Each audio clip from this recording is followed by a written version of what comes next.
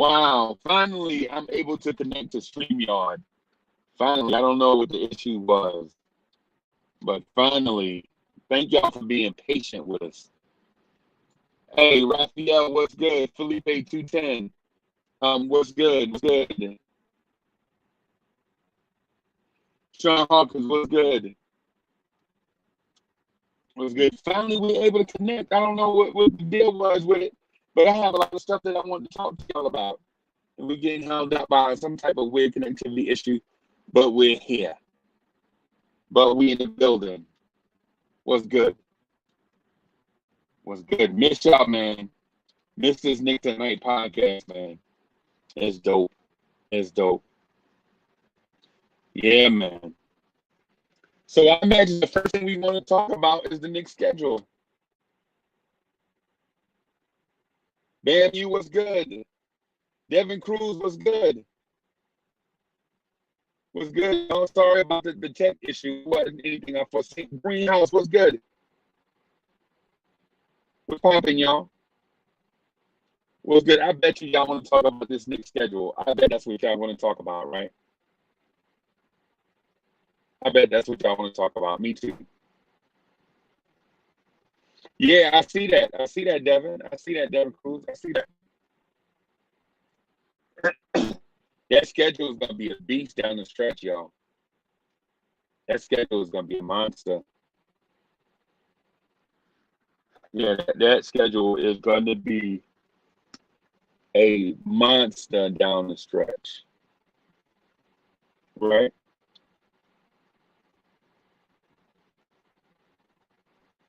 You said Raptors and Raptors looking scary. Yeah, well, I think the Knicks have to make a move, man. If we're gonna make the playoffs this season, I think we're gonna have to make a move. We're gonna have to make a move for a small forward. Oh, you meant Raptors and Heat. Okay. Yeah, yeah, yeah. Yeah, I think we can make the playoffs, no doubt.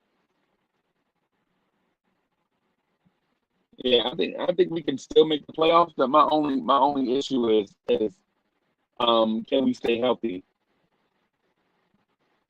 Esco was good. Was good. So Devin Cruz is thinking about sliding RJ to the three and trading for Zach Levine. I don't know. I don't know, man. Because Chicago likes their chances too. Chicago feels like they're in the same situation we're in. They have a young all-star, about 25, 26. You know.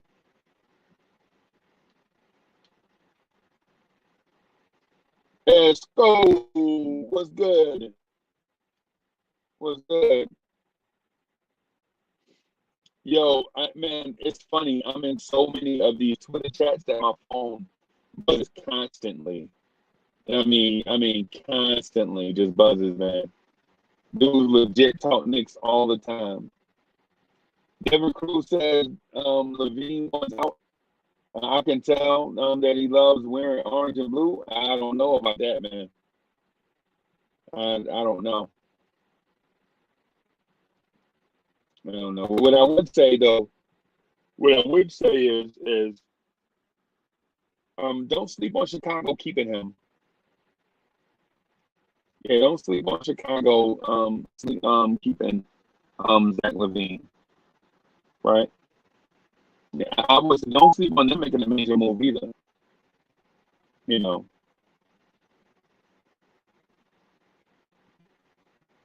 Yeah, stop the videos. Yeah, you're right. I don't know if he asked out. They are just as good right now.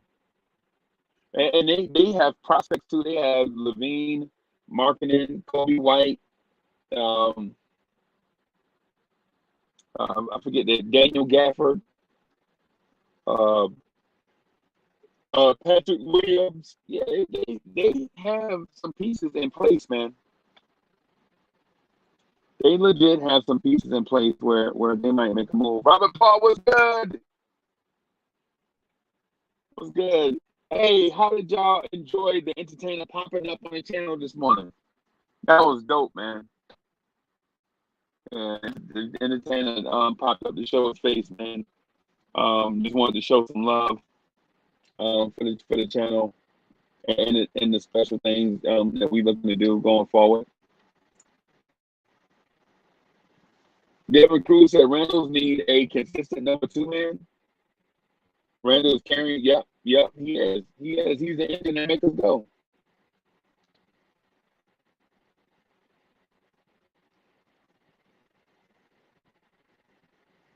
Winston Ellis, what's good? What is good?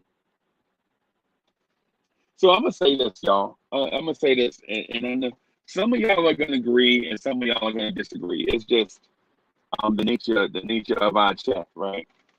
But I'm gonna say this. I think, and I know you probably heard this before, and don't want me to get into it, but I think the Knicks' biggest issue is a big that can stretch the floor and a small forward. And I'm wondering if we could get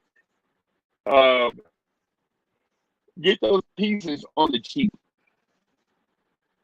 I'm wondering if we could get a 7-footer that can score away from the basket, right? To take shot blockers out of the lane, you know. And I also think we need a small forward, somebody like I would love for the Knicks to get a Cam Reddish, right? Somebody complimentary, RJ Barrett, somebody that can handle the ball, somebody that can be a threat to shoot, somebody that can be a decent defender on the wing, and in that same age range as the rest of the Knicks, the rest of the Knicks core. Somebody that can come and fit in. Somebody that can be, in terms of dinner, somebody that can come in and be a complement to the main course. You know what I mean? Not somebody that's going to come in and try to replace the main course, but somebody that can be complementary to the main course. I wouldn't mind getting a Cam Reddish. Pitch Cav, what's good? Brizzy, how are you? I'm good, man. Hey, did you get a chance to see this morning's show? The entertainer popped in. You said Cedric the Entertainer? No, not Cedric the Entertainer, man. Oh, I say what? No, man. We're not that big yet. We're I not was that like, big. wow, Cedric the Entertainer was on the show. Yeah, we're not that big yet. So maybe one day, maybe we could get him to read a category for the Freezy Awards. Maybe we could get him to do that. No. Well, who did you say? The Entertainer talking sports. I must have missed that. I didn't actually watch it. So Okay. no lie, I sat here the last 5 to 10 minutes debating on whether or not I was going to get on today. Because I don't know what happened. I woke up this morning and I had to call off work and everything. I felt like complete crap. And so taking like 27 Tylenol, Pepto-Bismol, everything you could think of. And I don't know what the issue was. It was like a multitude of things that happened. Right. I think it was like one of them 24-hour things. Right. And so literally at 11:42, I woke up. I was like, I felt okay. Wow, that's good. That's good. I literally been in the bed all day, didn't do anything all day. Right. It looked like 3 minutes before the show started, I woke up and I was like, you know what? I don't know what happened, but I feel okay. Right. Hey, Yeah. Hey, that's pretty cool, man. Yes, and I wanted to wake up. I woke up. I was like, you know what? Let me get on there and bless Freezy with 4 words. That Elfrid Payton is doubtful. Wow. Okay. I said that'll probably make Freezy happy. Yeah. And he is probably not going to play tomorrow due to a hamstring issue. Wow. Wow, those hamstrings can be dicey. Yep. Those hamstrings be dicey. That could be 2 weeks. It could be. But I know that he's probably not going to play tomorrow. Yeah. Man. You know what? Now I know this is gonna sound. I know this is gonna sound. Um, a little odd, but I'm sure the backboards are thankful that Elfrid Payton may miss a week or two, and you know why. You need for me to say, If you would like to, huh? that if you would like to go ahead and put it out there. Oh, because every time Elfrid Payton shoots a jump shot, a broken backboard goes to heaven. Every time Elfrid Payton shoots a jump shot, a broken backboard gets his wings. You know what I mean? So backboards all over the world are thankful that Elfrid Payton may miss a few games. It'd be interesting to see how who steps in. It'll more than likely be D Rose um, moving to the starting unit. But that'll be interesting to see how the starting unit adjusts to that.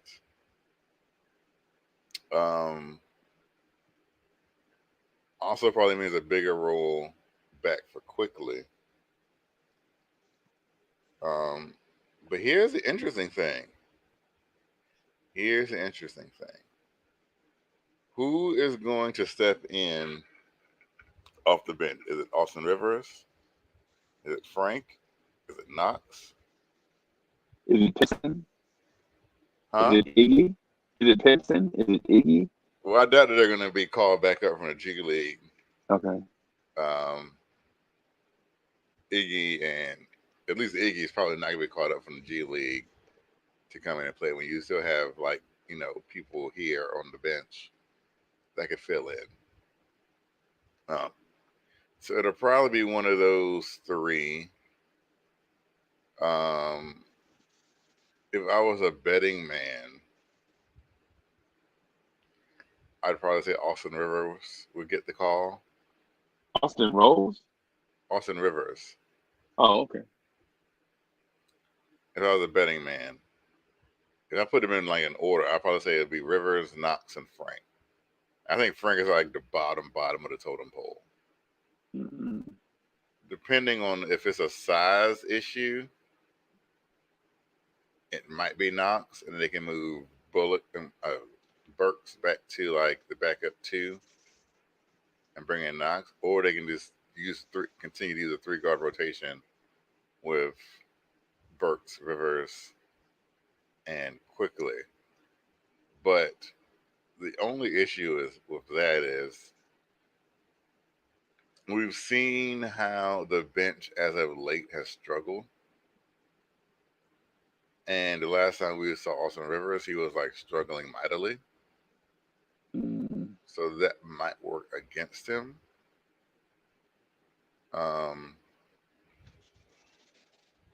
Depending on how they want to use the matchups. I don't really know.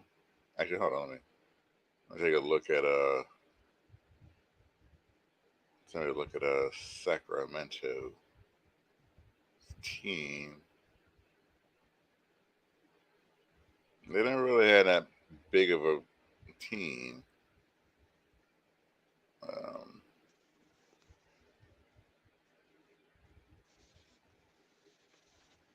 Okay. So I'm almost. I don't know. I'm almost at a um. hmm. So Jermaine Royster says Knox and Frank not even on the totem pole. That's funny. The Frank Hive will come. And the one thing you don't want if you're a Knox fan, right? If you're part of that Kevin Knox fan base, what you don't want is um life breathe back into the Frankers fan base because if Frank gets 1 minute of playing time, 1 minute of playing time, it's going to be all of a sudden the Knicks season hinges on the player Frank Ntilikina. wow.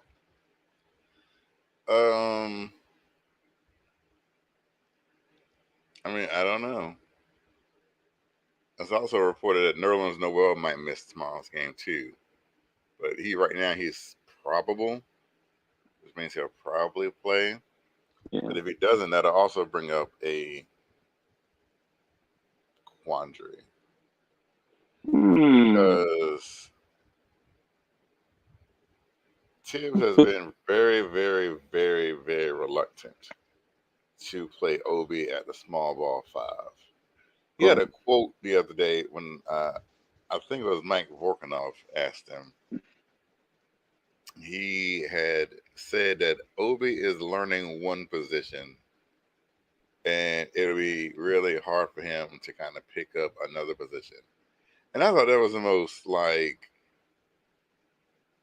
if I've ever heard a quote to throw a player under the bus, I think that was one of them. Like, that's was more shade than standing under a tree. That quote alone.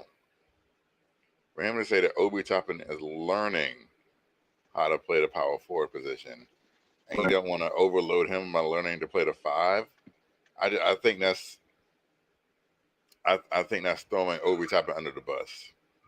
Right.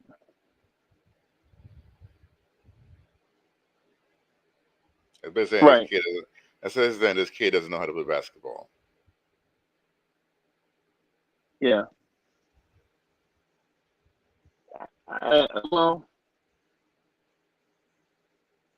it's odd, man, because Obi is blessed with all the tweener skills, size, length, athleticism, speed, verticality, all those things, all those things, right?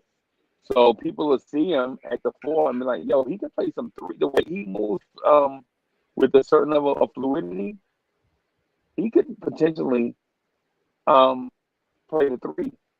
Because every time I see Obi Toppin, I swear I think he's smaller than Kevin Knox. He is smaller than Kevin Knox. Right. Yeah, that's what I'm saying. Would you play Kevin Knox at center? No. Technically, we've seen Kevin Knox play center. That's the funny thing about it. You remember when in the beginning of the season when like everybody was hurt? Yeah. Kevin Knox literally was playing like the 5. I don't know if we want to see him now. Huh? I don't know if we want to see Knox at the 5. I mean, I don't want to see Knox at the 5s.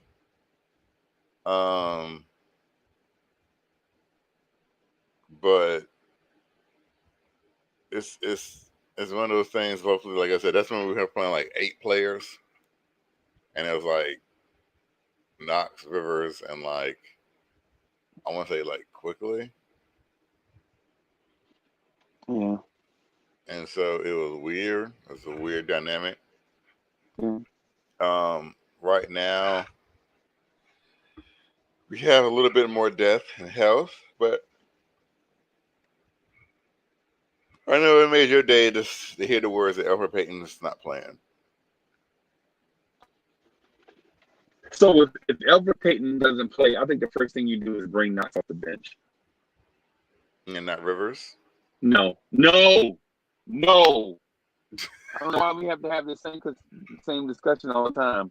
These vets that come in, Bullock, Burks, Rivers, I don't want to see that no more. No. And you let Quickly play.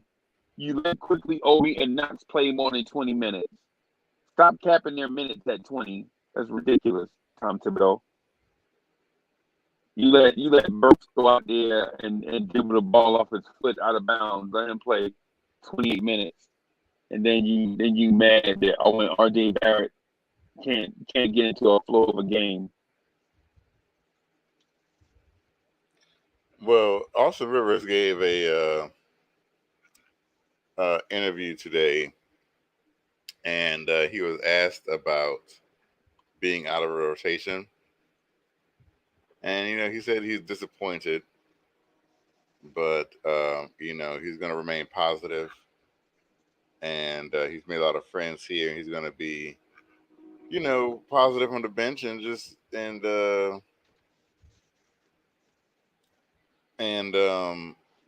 kind of go from there and still cheer on his team.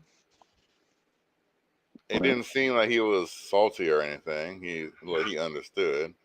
Right. Berman wrote a report that it seemed to him that he's expecting a trade to be traded. Who, Rivers? Yeah. Wow. I was like, well, as long as you package him with like Bullock, then I'd be happy. I would package Bullock, Burks, and Rivers in a deal. Oh God, is it Christmas? Yeah. Listen. I would expect a deal. Bullock, Burks, and Rivers for a third-round pick. They don't even exist. They don't even exist. Just get them out of town, man. Jesus. I mean, Jesus Christ, Casey and JoJo. What else you need? What else do you need to see, man, to know that those dudes ain't really gonna be nothing for us? I mean, Tom Thibodeau loves them for some godforsaken reason. Hey, salute to Jermaine Royster and Blue Diamond Jam. What's good, y'all? Don't know still. What's good, man? What's good? Hey, for some reason, my connectivity with StreamYard has been acting crazy. So just bear with me if it's like in and out, man. You know what I'm saying, with some stuff. It's just I tried to get on, I tried to get on like 2 minutes before, you know what I'm saying, to see who's in the backstage and all that stuff. But yeah, today it was just showing like some weird connectivity issue. So yeah, man. So what'd you eat for lunch today? I barely ate anything. Like, I barely ate anything. I got what did I eat today? I've had like little knick-knack things. But the first time forever, I fixed some soup. Yeah. So here's what's weird. So I am a single 35-year-old guy, right? I work all the time. So I have like plenty of food here. Like in my house, like I literally have plenty of food, like my cabinets, my cupboard, my refrigerator, my freezer. I have plenty of food. And my sister and my mom kind of get on me about this too. But the thing about me is, I'm the kind of person like when I don't want anything to eat until I'm hungry. Right. So I don't plan to eat ahead. Like I don't cook dinner because it's like, okay, I don't know if I'm going to be hungry by the time it's finished. So when I'm hungry, I want to eat right then and there. Right. So it doesn't, because then I'm hungry. It's like, well, I don't want to wait to cook and then be even hungrier. Right. So I eat like things like just weird things throughout the day instead of just actually cooking a meal. Um, so today I was like, I was feeling sick, and I'm pretty sure it's not COVID or anything like that. I doubt that's what it is. Yeah, we don't want it to be that, man. We definitely don't want it to be that. Because it's like I didn't have any other like COVID symptoms or anything. I just had like I was like nauseous and I had like a headache like all day. So I ate some chicken noodle soup for the first time in years. I had it in my cupboard for I don't know how long. And it turns out I don't think chicken noodle soup goes bad. So I just ate some soup and I laid back down and went to sleep. Like I've probably been out of 24 hours, I've probably been asleep or laying in the bed for like 16 hours. Wow. But so we were like literally like 3 minutes before the show, I got up. I didn't even know what time it was. I thought I like missed the show. I thought I was like late, like the show was going on. And it was literally like 11:42. Wow. I was like, I think this is a sign. Yeah. Yeah, it's a sign. It's a sign from Kevin Knox saying that, keep up the faith, man. Keep the faith in Knox. He gonna come through for you. So yeah. Because I heard you say some stuff. You're like, I legit be talking about the kids, all of them, not just Kevin Knox. But man, come on, dog. We know it's Knox. What do you mean? Michael Peterson was good. I want all of the kids to play. I'm so upset. I only get to see Obi Toppin play like 12 minutes a game. I'm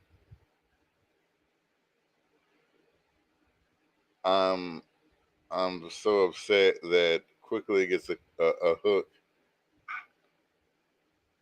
like he does. Yeah, I'm upset that Knox isn't playing.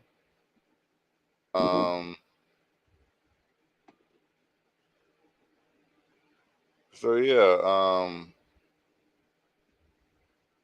but I want all of my kids to play instead of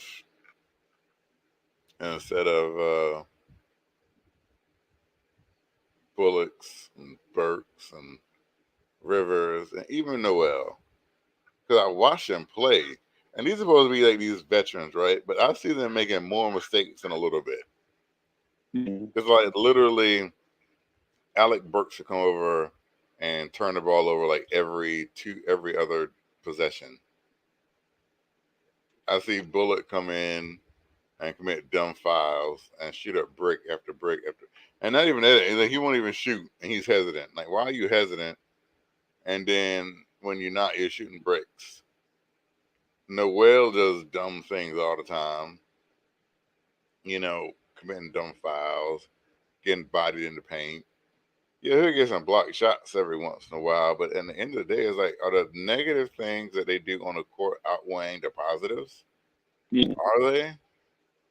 Because you look at it, and I can't for the life of me fathom, as bad as they're playing, right? How could you not just be like, okay, for all the negatives they're doing, I can get these same negatives from kids I'm trying to develop into something. Unless you're just super lazy and don't want to take the time out to do that. Because that might be what it is. They're just like lazy, and it's like, I don't have time to develop everybody. I can only develop a certain few, and then that's it. Everyone else is going to be like, thrown to the wolves. And Hey, oh, go ahead.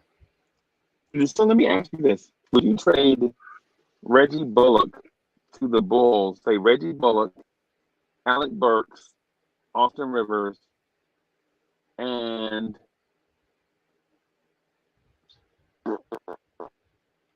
just those three to the Bulls for Patrick Williams. For who? Patrick Williams. Their first round pick this year. I doubt they give up Patrick Williams. If you would say like Otto Porter Jr., I'd have been like, Patrick they're gonna probably do that. Freezy, come on, man. Don't say that when I come in here. You don't say no blasphemous when I come in here like that. Come on, we can't do that now. We can't do that now. I'm doing good, man. I'm doing good. We Zach LaVine, All Star. You know, we the 6th seed right now. I'm feeling great. I got my cup of wine. I'm feeling nice, man. Is today a good day? Today a good day for Bulls basketball. How you guys doing today? How y'all doing today, fellas? Hey, man, I'm excited to see you in the chat, man, because I feel like you be bringing something to these shows, man. Oh, yeah. I legit feel like you be bringing value to the shows and stuff, man. Oh yeah, I appreciate it. That was my whole point, though. I wanted to bring that because I'm like with me being a Bulls fan, being an outsider, it's gonna look bad if I beat. I know the debate Saturday, so it's gonna look bad if I beat people. And your favorite team is the Knicks, so that's gonna look bad. So I love it. Like I said, I like being the villain of the show. It's good to have that bad guy. I'm starting to realize good guys don't win, so I'm cool with being a bad guy. Hey, well, hey. So I have this idea. I was gonna run by y'all. I want to do a team meeting for the debate league. Basically, what I wanted to do is do intros like WWE, like the WWE style intros with theme music. That way, every time y'all come on, like just in the beginning, not so long. I ain't trying to do like mass production or whatever, but same with Hoodie Cap, like into the stage. You know what I'm saying? Play Hoodie Cap theme music. You know what I'm saying? That sounds fire. I like it. Yeah, I should have my own theme music anyways. Huh? I should have my own theme music anyways. Oh my God! Here you go. Is it theme music that won't get us copyright strikes? Yeah, we probably get some copyright free music, or unless we get one of like our homies' music. If you try to get like a Tupac song or something, yeah, we definitely gonna get shut right down. No, don't do that. Yeah, because I don't want to. Because I can get dope music for everybody. You know what I'm saying? I can get like maybe 10 or 12 songs, and then have everybody pick from those songs. Which one they want? And then oh my, we got an echo. Yeah, is it me? No, I don't think it's me.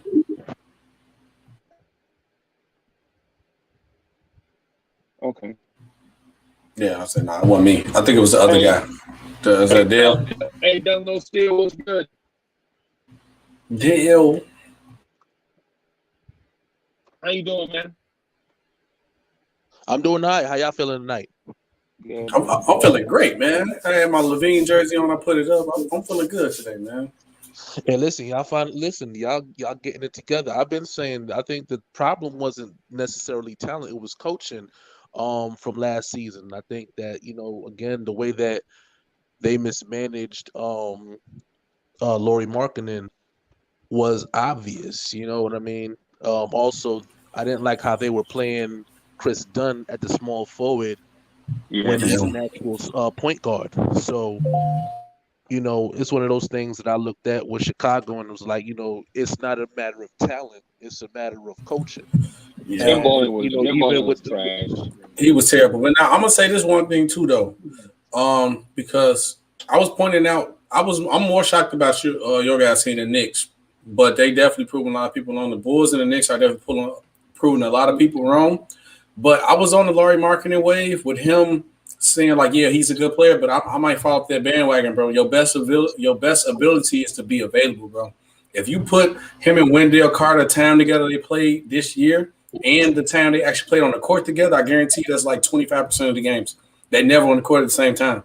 So what's the point of even having you? Honestly, I'm getting to the point where it's just like you can't even say the coach mismanaged him because he don't even be on the court. You heard again, because we need a big man and a point guard. Once we get a big man and a point guard with the core we have, we'll be good. But big man come first now. I was pushing for Lonzo, but if Laurie Markkinen is going to keep being out, we need another big man. Yeah. Let me ask you a question. What do you think what do you think about Kobe White? I mean, is it a matter of you think him more of a scoring, you looking for more of a natural playmaker, or do you think that you'd like to work with him more just to establish him a little bit more as a playmaker, and instead of looking for another point guard, you want to kind of get maybe a backup for him or something like that? Satoransky's good, but at the same time, Sadaransky might be here today, gone tomorrow. You know what I Yeah. mean? Yeah, but see, now the problem comes in at wait, who got an echo? I think Dale, you got an echo. Oh, excuse me. Got a mute your YouTube, or I don't know what it is. But the problem with Kobe White is this: he got to improve his ball handling. Like his ball handling is only really good when he's trying to score, and that's still like halfway mediocre at point of times. He turns it over too much. He had 7 turnovers today. Zach LaVine had 7 turnovers. We need a true playmaker. He's just a scoring guard at the end of the day. He's just a scoring guard. We need a true playmaker at the end of the day. Our two best playmakers on the team is Sadaransky and Zach LaVine, and that's bad. That's bad. Zach LaVine can play point if he has to, but he's not good at it. That's why it didn't work in Minnesota when he tried it. And to say Sadaransky is your best playmaker on your team, that's bad, bro. That's bad. He's a decent playmaker at best, if that. So we just need a true playmaker, and Kobe White can just be his natural position. He's more comfortable off the ball anyway when you watch him play. Yeah. Hey, I'm watching this. Well, the game's over now, but how impressed are you with Donovan Mitchell's impact as far as he wasn't maybe scoring the ball well tonight, shooting percentage wise, but was able to get everything else going? I don't know if he ended up with the triple double. I kind of I can jumped look at it over right Lawrence now. Tears. Yeah, because the Lakers they put the beast on the Lakers. Hold on, let me pull it up right now. I can look. With Donovan Mitchell, I say more if it's just more of a team thing with them. Quinn Snyder, I got him as coach of the year right now. He got the whole team playing because at the end of the day, if you get 1, 2, 3, 4, 5, 6 people just scoring double digits, your star player don't really have to do so much. This is a great all around team, honestly. No, he was 2 assists short for the triple double. So honestly, because you can really argue Rudy Gobert being the most valuable person on the team with the defense. Then you got Jordan Clarkson in the position to play freely, like which he could. That's why he looks so good here than any other situation because he's more free. He gets more green light. So right now, I wouldn't even put it on Donovan Mitchell. I would just say it's coaching with him. Coach Quinn Snyder got him playing. No, yeah. As far as the overall success of the team, yeah, I'm definitely putting it as a team effort. But I'm speaking specifically about tonight. Just the fact that he didn't have it going offensively, where his percentage was, what I'm saying, he had a bad percentage, but still was able to be effective in other aspects of the game. Yeah, you know what I mean. And even the fact that, again, yeah, he ended up with 2 steals, but his defensive impact, like he made it really hard on everybody he was guarding, whether it was Porton Tucker, whether it was Wesley Matthews, Contavious Caldwell, but like those guys really like they struggle, and for him being a smaller guard, it's that whole just again that one thing that I always said, but doing a good job of fronting your opposing player. He really maximized that tonight. You know what I'm saying? And again, the fact that he was still able to keep his head while shooting the ball poorly, he was able to be that effective. And, again, like I said, it's games like these that I'm just like, wow, you know what I'm saying? This guy really, again, the question is, is he a superstar? Those type of games, the games where you look at, okay, he might not have been effective doing the Steph Curry 30-point, 8-assist night, but he was able to do other things to impact not only getting the win, but the fact that you blew out the Lakers. You know what I'm saying? So again, it's like I beg that those are the times when I beg those questions. Like, is he a superstar based off of things like that? Because we were having that conversation last week about Damian Lillard. You know what I'm saying? The fact that he's a clutch player. You know what I mean? And it's funny that we was talking about that as far as him being a superstar. Is he a superstar? And then it was a conversation of does he pass the ball enough on the night when he had 16 assists? Yeah, I'm gonna say superstar. No, he's definitely a star. But this team, I'm getting a lot of Atlanta Hawk vibes. When the Atlanta Hawks had that good all around team, I'm getting that vibe from this team. Don't get me wrong; they got better players though than that team though for sure. I'm definitely not going to deny that. But you got to look at this though, and now just on another stream, they just really said this too about the Lakers. The Lakers got a lot of shot makers, but they don't got a lot of shooters. If you think about it, so it's kind of easy to the guard. When you play with LeBron, only people really gonna have success around him is like that secondary ball handler, which is shooter, but he been out, or a guy who's a spot up shooter. is they don't really have a spot up shooter on their roster. So it's like nobody's gonna look good. Nobody else gave you any effort. So it's like it's easy to look good around that. LeBron James is the highest with 19, and the next highest person is Montrezl Hill with 16. Everybody else really scored like 5 points, and that was in garbage minutes. And then, so it's just like with the Jazz. Don't get me wrong, Donovan Mitchell was good because we, that series in the playoffs with him and Jamal Murray was going. He's nice. He's a star though, but superstar, I can't give him that title yet. I can't give it to him yet because, like I said, you could argue that Rudy Gobert is more valuable on the team than him. Honestly, with their defense, because their defense played good. They left the Lakers at 89 points. They're a good defensive team. Yeah, I respect it. Yeah. Oh, also too, but I wish I was able to jump on the panel with you the other night because I have a problem with Reggie Miller's ascension into that 50 greatest players. Yeah, no doubt about it, right? Well, what's up with the hate for Reggie? I think Reggie would have made the next list in the next 25. No, here's my thing though, right? Because for me, it was always about the impact and the moments when it comes down to Reggie Miller, right? His best moments has always been the 8-point in the guard. right, and also the 3-pointer he hit against Mike. Correct. Now, for me, the problem has always been if the refs did their job, those moments wouldn't exist because those were offensive fouls. But that's not Reggie's fault. You pushed Mike. Yeah, but you can't fault, like he said, you can't blame Reggie for that. Yeah, he's playing. You blaming Reggie for that? No, that he took advantage of a situation. Reggie shot those shots. You're not listening. I didn't. Go ahead. Reggie. I said, would he still be in that moment? Would you still consider him one of those guys if he didn't have those moments? If the refs called the offensive foul? I mean, no, but that's not fair. That's not fair to say. Yeah. What are you saying? No, I feel like that's not fair to say. That's like me telling you, will LeBron still be one of the great if you take away his longevity? You can't, you can't take away from what made him great. Him coming up in great moments, that's what made him great. It wasn't like in those 8 seconds that they was layups. Yeah, no, that was jumpers. But no, I understand what you're saying because if you stack his resume up to like the other people, man, look, you stack his resume. I tell you what, if you want to take somebody out the 50 and put Reggie in, you can easily take out Scottie Pippen. Nah, we're not doing that. We're not doing that. We're not doing that. Scottie Pippen was a top 5 player in the 90s. No, he wasn't. Oh, he wasn't. I tell you what, look, that man wrote on Michael Jordan's coattail all the way through. God. Because look at here. Let me tell you this here. When Mike wasn't there, and what did he do? What did he do when he almost made the first? No, listen. Let me give you the facts. Go ahead. When Mike left, he didn't do anything. When he switched teams, he really didn't do anything. The only time Scottie Pippen was effective was when Mike was there. He's a beneficiary of Mike.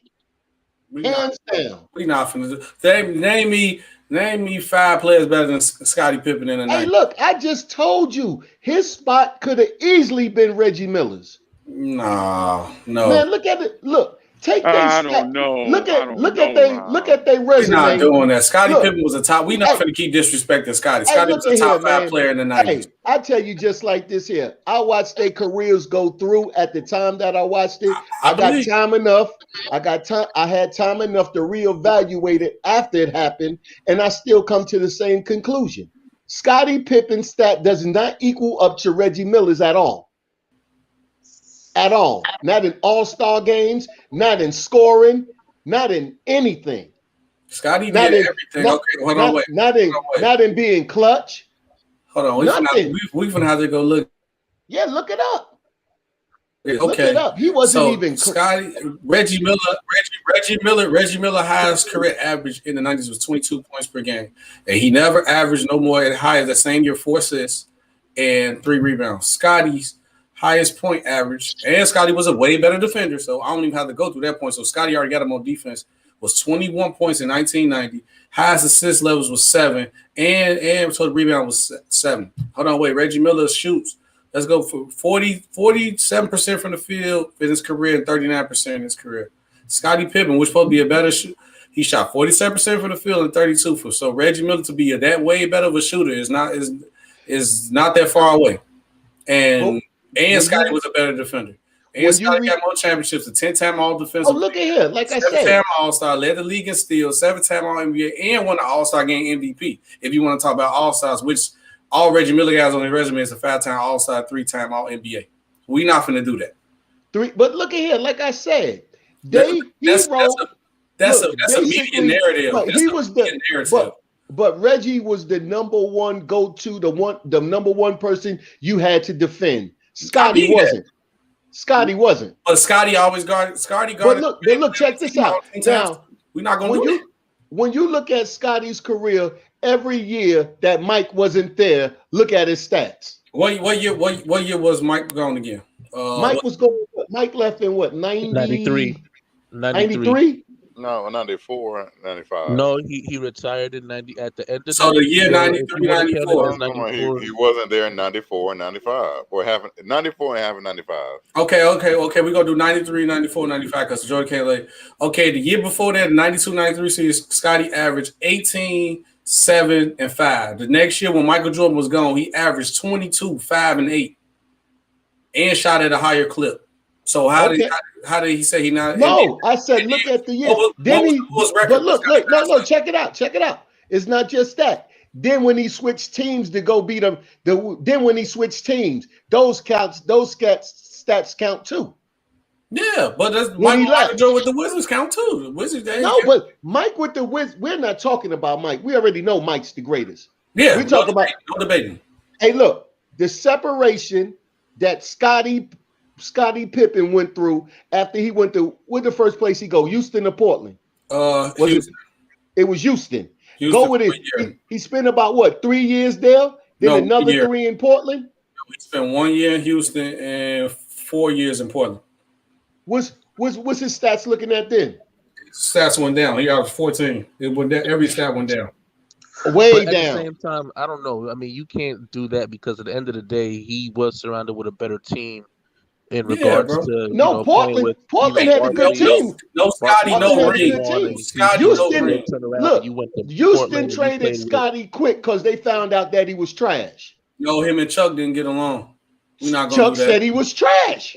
Chuck said everybody. Chuck went into the. But now we're not going to do that. What Chuck said. Chuck went into a Philadelphia locker room with Julius and said, when Chuck was a player, around me.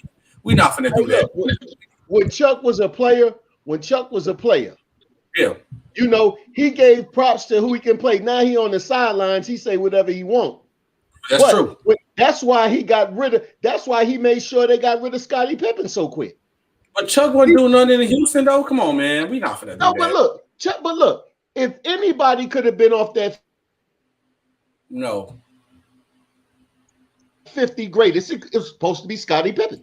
No, it's not. Scotty was a top 5 player in the 90s. We not finna do that. How you gonna take a top 5 player off during the 90s off the top 50 list? All right, let me name you 5. That 5 players better than Scotty? Yeah. Go crazy. Because anything you should have said Shaq, because Shaq was on the list premature. They got it right, but Shaq was on the list premature.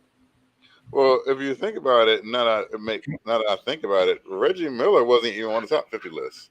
He wasn't. He didn't make it because we was arguing Reggie to add him to the 75, and Reggie didn't even make it through the 75. Oh, to the 75. Well, Reggie, wait, the 75th anniversary of the NBA is this year, right? Yeah. So we was trying to. I was on my boy Sean channel's name U3 Sports Talk, but it was like we added 25 players to the list of the 70 to the 50 since the 75th anniversary, and they was arguing Reggie, and Reggie didn't make it. Reggie, because at the end of the day, it's about how you was, your impact, and Reggie Miller should definitely be one of the top 75 players of all time. I don't think there's a question about that.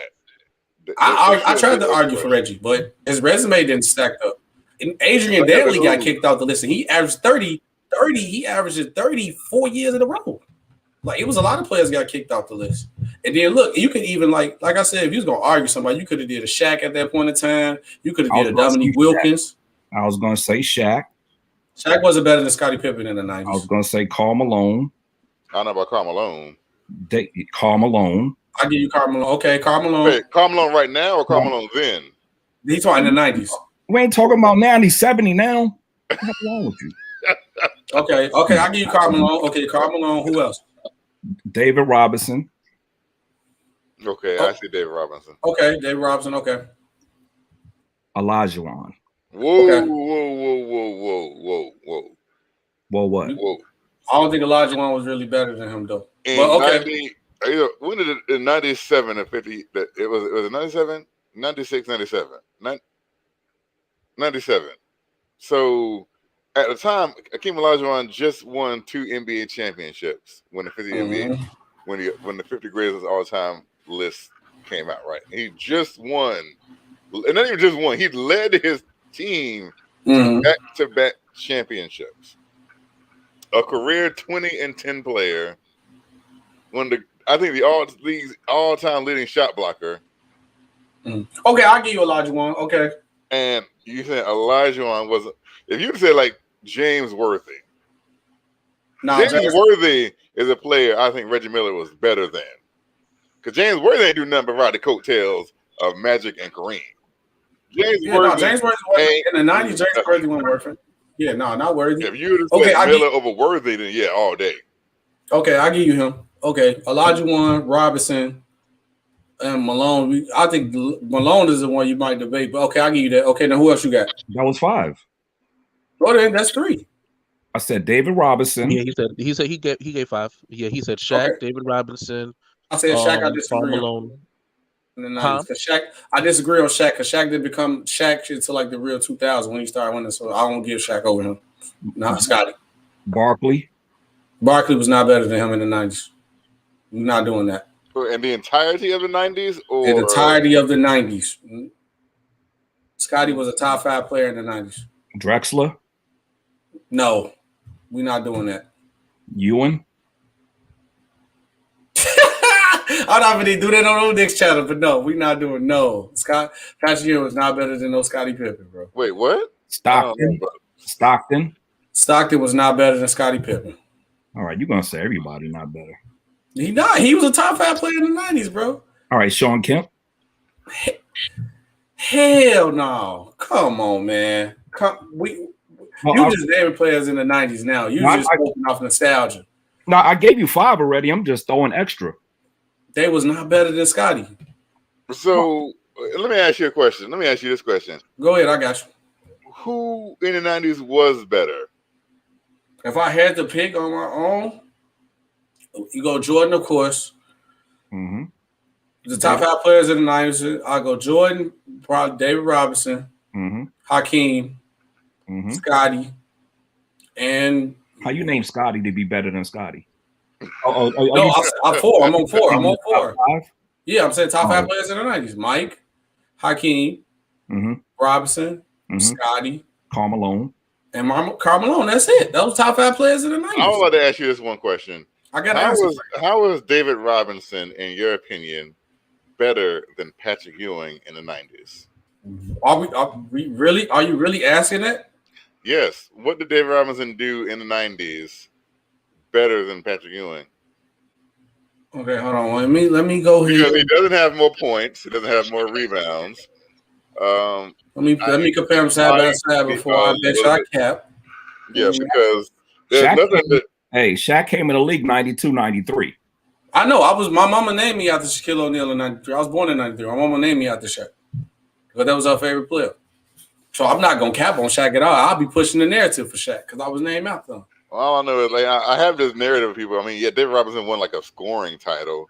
That's because he had to score 71 points to do it, and the team force fed him to do it. That's true. But David Robinson in a whole was not better than Patrick Ewing in the 90s. Okay, let me see.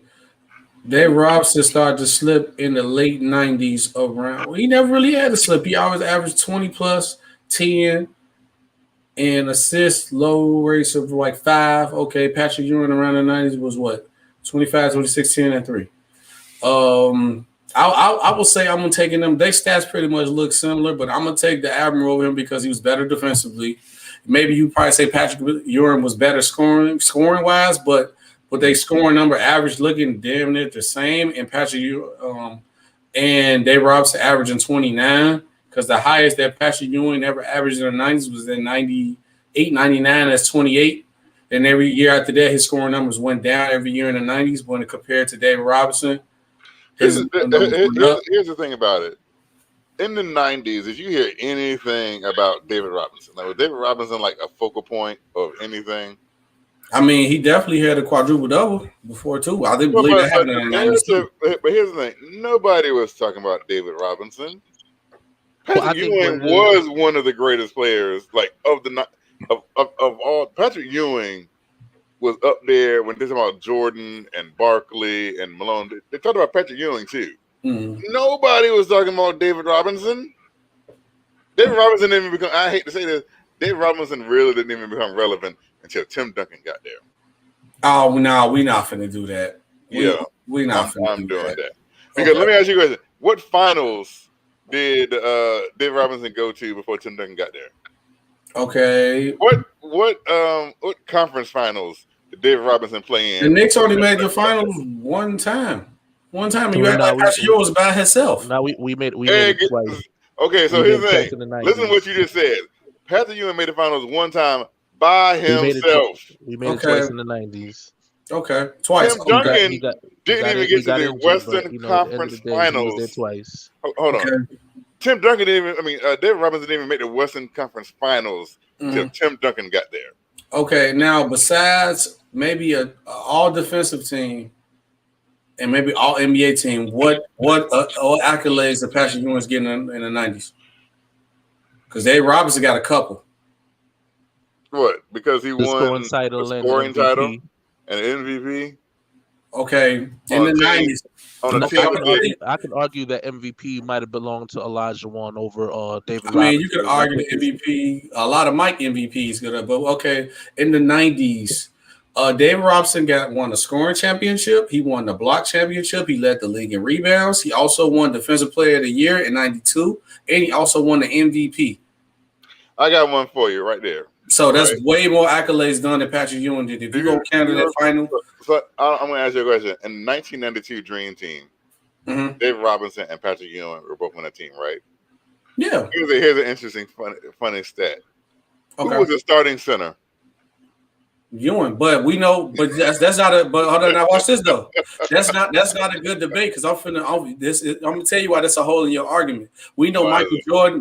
Michael Jordan is the greatest player of all time, but the best player on that Team USA was Charles Barkley. But nobody here gonna say Charles Barkley is the greatest player of all time. So they don't make no sense to say that. Charles Barkley averaged the most, but doesn't mean that he was the best player. Come on, man. Charles Barkley was the best player. Every player on that team said that he was the best player on that team. I'm going to take the words of people who played with him and played in the NBA before I take a word of any of us who never played in that position.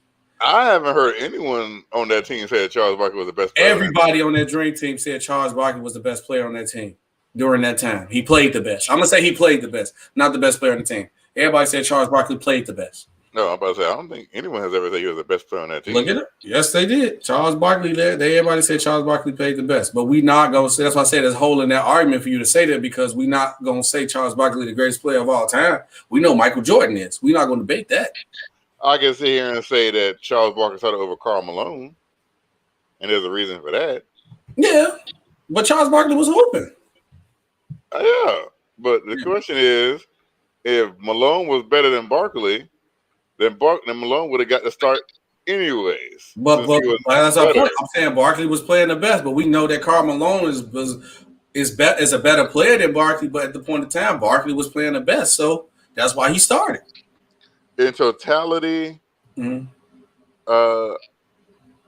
me pull up the. I think in totality, I think Charles Barkley was a more special player than Karl Malone. Yeah. I mean, longevity would say, obviously, you say Karl Malone's the second greatest scorer of all time. Yeah, he definitely got that. In their primes, Barkley was better than Malone. Individually? Yes, individually. Barkley was more talented than Karl Malone. I give you that because a guy as small as his size, he was like really the small ball forward, but they, you know what I'm saying, they weren't running it like that. Though. I give you that. I'm not going to argue that at all, talent-wise, but because, like, we never see really Malone really ball out without having an elite point guard with him. Because, you can get Stockton a lot of credit for that. I'm a find a way to make it harder with the challenge with the conversation with David Robinson and Patrick Ewing. Offensively, right? David Robinson was a better rhythm player. You know what I mean? As far as, if you're in a fast break, something like that, he might be able to keep up with you in a fast break. You could dish the ball off to him, you know what I'm saying, for a basket. Or if you're already in a set play, you know what I'm saying, if you could swing the ball around to David Robinson, he's a good catch and release guy, as opposed to where Patrick Ewing would be able to take advantage of you in the isolation play. A lot of times there'd be a lot of back to the baskets, turn around jumpers and stuff like that. I think that's where the difference lies. You can see where Patrick Ewing was better featured in an offensive matchup as opposed to David Robinson, who, again, he could quietly get you 30. You know what I'm saying? Just off the rhythm of the play, style of play, um, the way the game is already the way the game is already going. With Patrick Ewing, again, a lot of the Knicks offense was half court plays. Um, a lot of him, taking the high lows, um, a lot of pick and pop. Um, he wasn't doing a lot of rim running to the baskets or anything like that to get his points. But he would also get you. What he also did was get other players in foul trouble. So again, it's harder to differentiate their impact. You know what I'm saying? But as far as style of play goes, that's where I'm saying you can make the argument where again. Don't get me wrong. I'm not saying like Ewing was a bum. Ewing was definitely goated in the '90s. But if you compare the Admiral to Ewing, if you had to pick, like, the Admiral accomplished more in the '90s, so you can't deny that. Like, you can't. His resume says he accomplished way more than Patrick Ewing did. Patrick Ewing accomplishments might hold more weight to y'all because you got to think about he was in one of the major markets in New York. Like I told you, if anybody win in New York right now, they're getting a statue put up because that's how big the market is in New York. Like, you got to think about that. So that's winning in New York hold way more weight than winning in San Antonio. Not only that, but I think they had a better cast around Patrick Ewing. It's not even. I'm sorry. Yeah, they did too. They definitely. The Knicks squad was nice. People forgetting that too. That Knicks squad was decent. All I'm saying is all the accomplishments, and you say that again. David Robinson didn't even play until Western Conference Finals until Tim Duncan got there. All that, and he didn't even play in the Western Conference Finals. I mean, Jordan ain't started winning until Scotty was there, and he was breaking all the records. By the time that Tim Duncan got there, David Robinson was on decline. He retired the next year. So it's not because like, he did get hurt. He did get hurt in '96. So what was his back injury? That yeah, that's the reason why they got. No, that was the no. They got Tim Duncan. San Antonio pulled the first tank.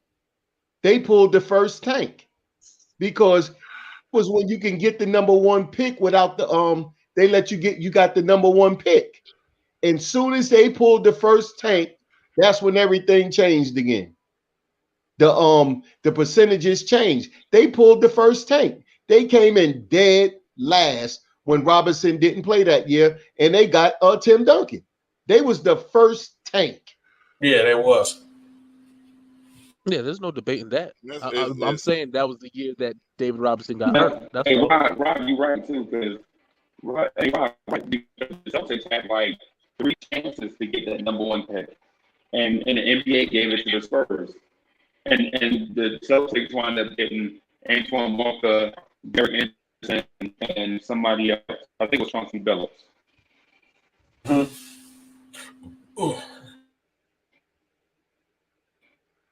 But the whole thing is, you can say a narrative that's based on numbers alone, but numbers and the eye test are 2 different things. When I can say here and say that Patrick Ewing carried one of the top 5 teams in the '90s, we can always say that the Knicks were one of, even though they didn't win a championship, they were consistently one of the top teams for a decade. I mean, let me see. We got the Bulls, of course. That's one. Do y'all count Detroit or no? Because they had that little early run in the '90s. No, we're not counting Detroit. No, the reason why I say the Knicks were always a top team in the '90s, right? Because there was no dip with the Knicks. They were consistently like a top 2 or 3 team in the Eastern Conference. But there was never a dip, right? They weren't good one year, and then they had a couple of years they were bad, and they were good, and then they were bad, and then it's like that was it. Now, you can say a couple of teams that had windows in the 90s, right? I knew that. But the Knicks were there every year because of one man. Because of one man, the Knicks were a legitimate championship contender every single year. Never played with another All-Star. I mean, another Hall of Famer. I mean, that's the organization fault. But I'm just saying, when you say somebody did it, put it all on his back, the record speaks for itself. That's why David Robinson is not better than Pat, because he never went to a Western Conference final. He didn't go nowhere until Tim Duncan got there, and then after Tim Duncan got there, he retired. It's no way David Robinson can hold anything to Patrick Ewing on any level. But he accomplished more than him. Oh, so what? That doesn't mean anything. That doesn't mean anything because you had another Hall of Famer to accomplish it with. But hold on, let me ask you a question. Basically, did Karl Malone accomplish more than Charles Barkley? Yes, but we can all say that Charles Barkley was better than Karl Malone. Charles Barkley is not better than Karl Malone. Charles Barkley had hung around better company for the NBA than Karl Malone. That's what made him more popular because he hung out with Jordan. I would say, I'm like, we forget. Okay, the year the Knicks made it to the finals, and they lost to the Spurs, which is crazy enough for that. But when we talking about that, Ewing didn't even play. Ewing didn't even play that final. He didn't play most of the playoffs. He broke his wrist. Okay, but it's there. Latrell Sprewell, Allen Houston, Johnson, Camby, Scott Camby. They had a nice team though. We're not gonna sit there like they was weak now. They got a team. If you put Ewing at the end of Patrick Ewing's career, if you put Ewing on that team, but which Ewing didn't play in the finals because he broke his wrist, then we might be talking about something different. Yeah. Let me see what else. They made the finals in '94. Let me see who on this roster again. I had to make sure because I ain't want to cap. I always look it up. Trust me, we can tell you everyone on that team. Yep. You ain't got to tell us. We already know who's on that team. No, I know. I'm just making sure when I made my points. I already know y'all know. I'm not gonna argue that. John Starks is definitely not a bum. Don't get me started on John Starks in '94. Everybody knows how I feel about John Starks in '94. I mean, he's not a bum though. I don't know if you ever heard. Listen, because listen. This is Freezy's channel. I respect Freezy, but my opinion is my opinion. And John Starks is the reason Patrick Ewing does not have an NBA championship. Patrick Ewing is the reason he don't have no NBA championship. That's what I say, yeah. John Starks is the sole. Oh, well, he got kicked out. I want him to explain that. Oh, he gonna blame him because he went 2 for 18. But I say it was Pat because Pat kept on passing him the ball. Yeah. They should have froze him out. Yeah, if he's breaking. Yeah. You pass him the ball, but then you can't complain at the end. That's your team. You were supposed to be the one go 2 for 18 and then take the loss. Not keep on passing it to somebody that used to be packing bags 6 years previously. Well, on another note, yep, the schedule came out, the remaining schedule. You start doing this to me, Freezy, just because you don't like it. And we're about to get Cade, Suggs, somebody. Yeah, they said we got a brutal second half. I didn't look at it yet, but they threw us under the gauntlet. It looked like. Oh yeah, we're not getting 30 wins. We going to West Coast swing. I heard. Not to be back on the old subject, but you said that Ewing, because what year Tim Duncan got drafted? 99. 99. Y'all capped. The Spurs made the Western Conference Finals in 1994. He got in 97. They made it. I'm looking at it right now. They lost in the Western Conference Finals in 1994. The Spurs made it. You know what? Had the Spurs won in '94, we probably would have beat them and be NBA champions. Yep, they lost. They lost to the Houston Rockets 4-2. Because Ewing, because we played Houston in the championship that year. because Patrick Ewing would have 8 on David Robinson in '94. Patrick Ewing would have 8 all day on David Robinson. It wouldn't even been a contest. I don't know, man. We probably would have swept them. Hakeem Olajuwon cooked up, so Dave Robinson was different. But David Robinson wasn't better than Olajuwon. No, I ain't gonna say that. Did y'all see that play? Y'all see that play where the Admiral had Dave Robinson jumping like 14 times? I mean, why is Hakeem Olajuwon doing it to David Robinson? Because Hakeem Olajuwon felt like he deserved the MVP that year. That's why he did that. He made him look foolish. He put the NBA on notice. You gave the wrong guy the MVP. Had the Spurs been in the finals '94, Patrick Ewing would have killed David Robinson. I mean, if it was a fifth, we'd be drunk right now, man. But can't go off if. I mean, you would have killed David Robinson. We don't know. That one ain't in a contest. Hold up, Cap. I haven't seen you since you lost the title, man. What's up? How you feeling? Yeah, man, you was hurt. All of a sudden, still in the bed. First off, I was sick today. I'm not asking you about today. I'm talking about the day of the title. I mean, it was what it was. Don't tell me he retired you now. Don't tell me he retired you in the bed. Okay. Rob said, hey, Chuck, you ain't watch it? Rob says, without bad. Rob says, I know how you feel because I made better points, but the chat still voted for sports. I don't know, man. You came a little weak, man. It seemed like you didn't bring your A game, man. I mean, that's how.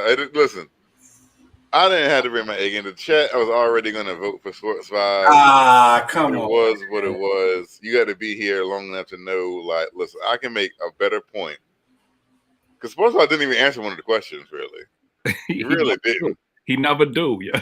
And that's why, hey, Unc, I think I was talking to like Leeds, and he said he wants you to have more controversial questions. I'm with that too. Then make more controversial questions. Then he didn't even answer one of the questions because the question was about Tibbs making lineup moves in the future, and the only thing he brought up was he started playing Derrick Rose. That's not answering the question. You can see more wrinkles in the offense in the second half of the season. How is it answering the question?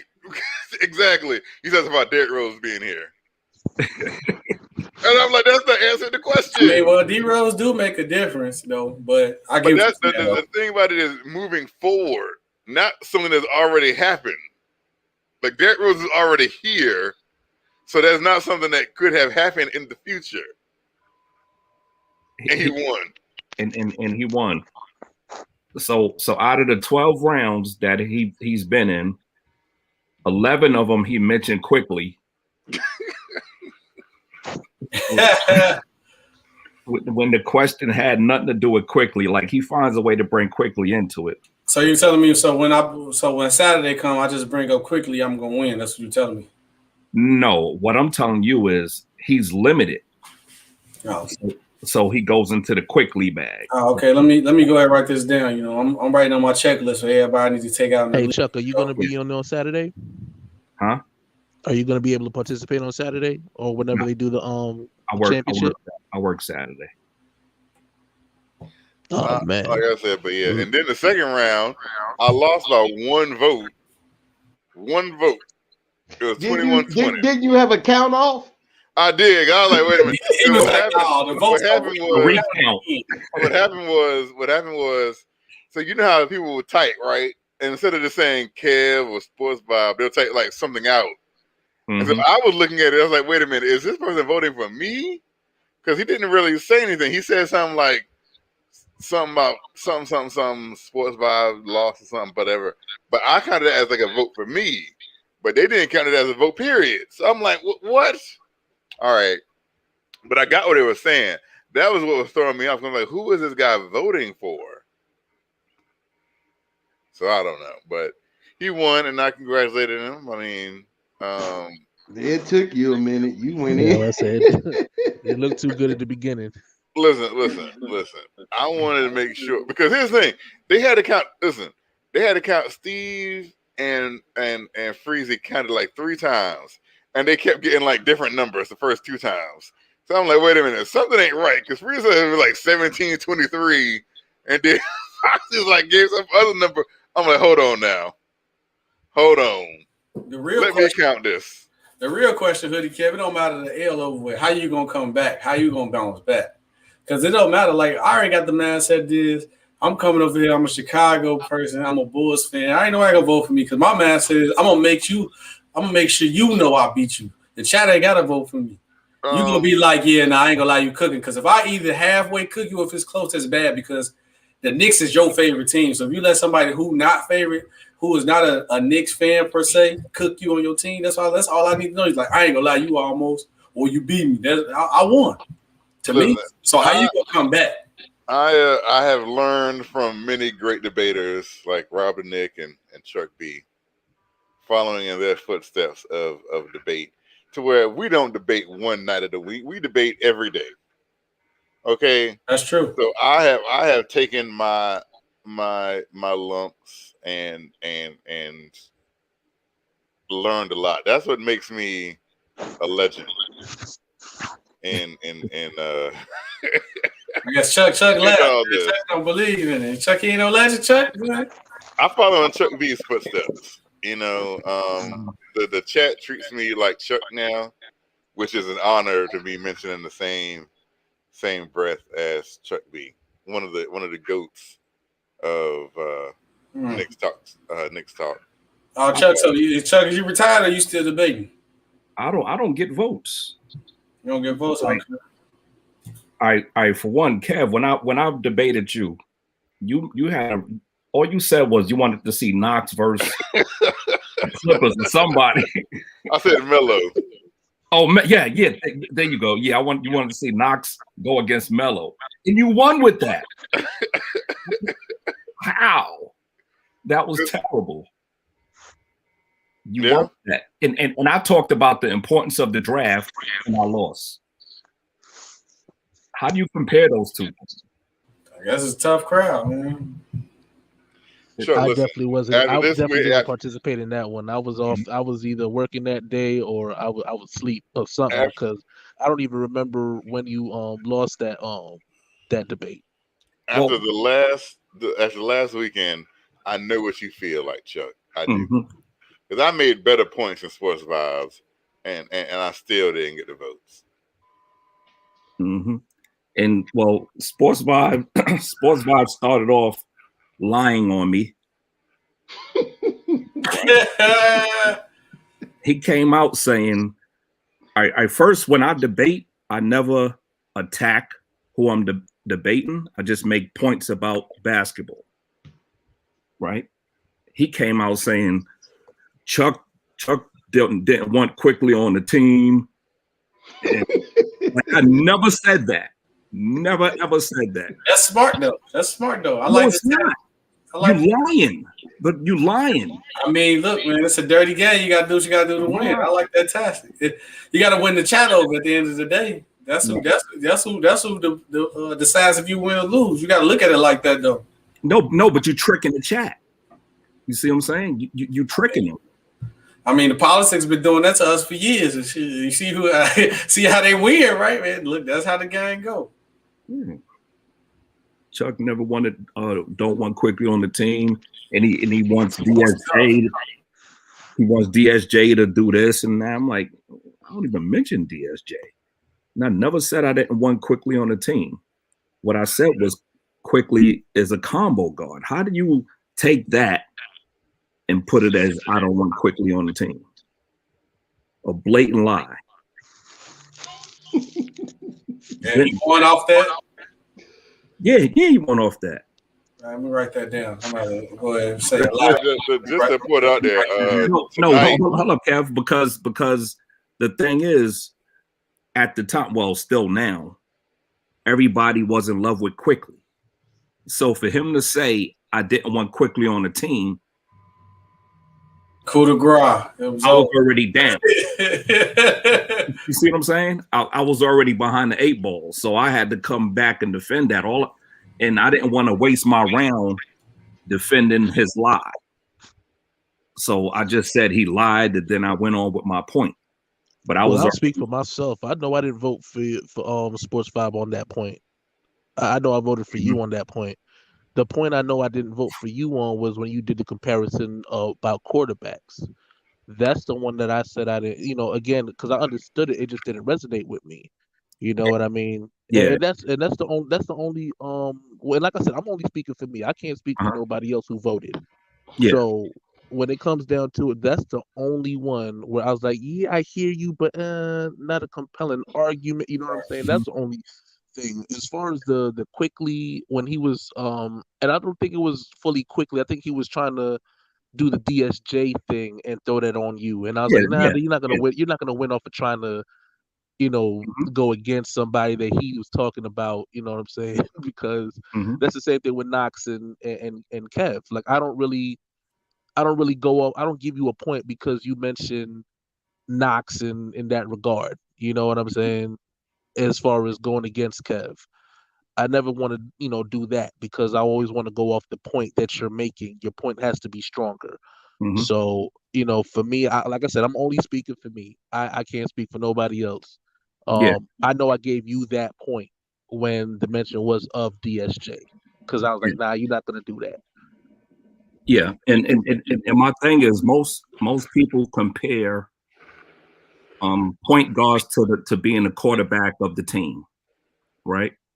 So I went to the quarterback and then I went to the combo guard as the Tim Tebow RJ3 type of quarterback that don't have. It was actually Russell Wilson and RG3. Yeah. No, because Russell Wilson is the natural quarterback, so the natural point guard, right? Compared to Russell Wilson, who don't have all the attributes that compared to RJ3, who don't have all the attributes that Russell Wilson have.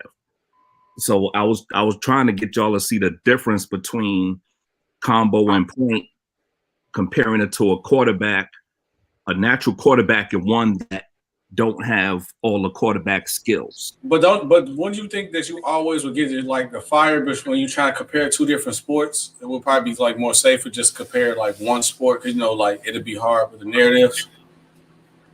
Well, because they wasn't getting that, because I tried before the debate even happened. I was given my definition of a combo guard. You know what I'm saying? So I said, let me take it to football and make it easier. I thought that would be easier because RJ3 can't make the throws, and he don't read the defense. He don't see the field like a Russell Wilson. Yeah, but that was a bad analogy because what you're saying, what you're saying in the sense is this here. When you put that picture of RG3 and people are looking at quickly, they looking at you saying that quickly is a bust, and then anything else that you say after that, because of how he lasted in the season, how his career went. So that's how they looking at it. That's why I said it's always dangerous compared to 2 different sports. Yeah, that's how they looked at it. You was going for something else, but that's how they looked at it. No, I wanted them to compare RJ3 to Russell Wilson. I wanted them to do that just to see the difference and what he's missing. I know, but what you're saying is this. But see, in the same point, yeah, you can say that though. But the picture that's coming into their heads when you say combo guard RG3 and then the point guard is Russell, to them automatically RG3 was a bust. So automatically you got their feelings now. So now they gonna switch on you. Now, RJ3 had what 2 good ones? One good one. And then he got hurt. And then yeah, so that's what I'm saying. The word, they killed that man. You can go back and look at how he was tackled that street like a rag dog. Yeah. So when somebody get hurt, I really can't. That's like calling Greg Oden a bust, right? Because he was hurt from the beginning. know what I'm saying? So it was due to injury, not to his skill set. Well, but then when he came back, it was never like he was able to put any. I really didn't think RG3 coming out of college, frankly, was all that. Because I really feel as though he couldn't hit the side of a barn. And that was going to be a problem in the NFL because he was small. But he was nice, though, until he got hurt. Hey, he only lasted the season. That's the whole problem. Yeah. You know, so you can also say look that at the fact that they asked him to change his game as well. They wanted him to be a pocket quarterback as opposed to a mobile one. Where he had a hard-headed coach. Game. He could have probably been better, but Shanahan wasn't trying to have it because he set him up to fail, just like Vince Young and Fisher.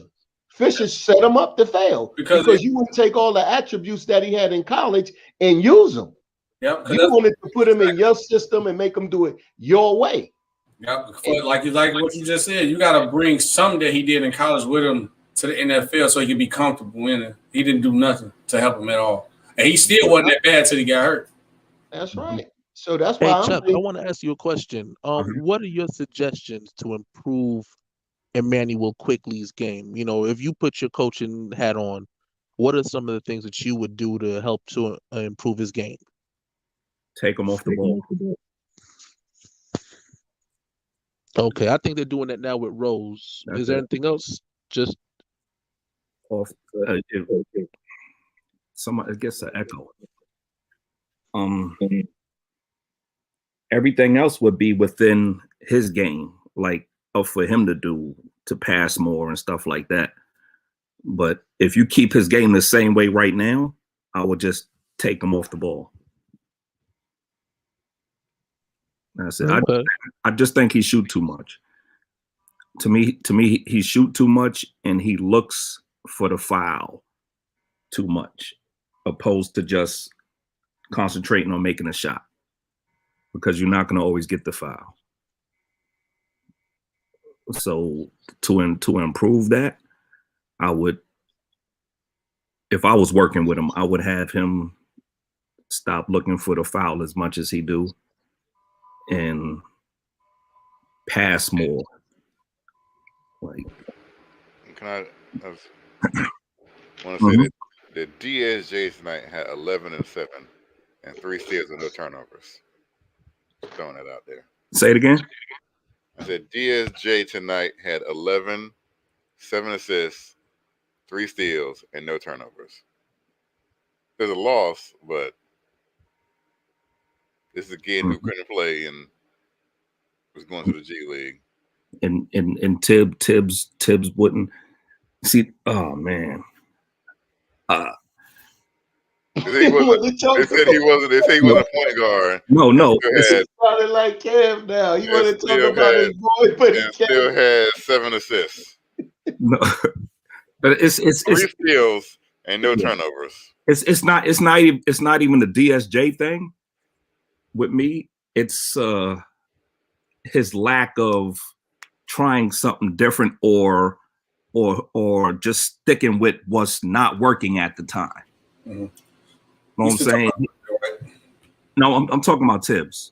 Tibbs will let whoever go 1 for 11, RJ Quickly. It don't matter. Rose, Rivers.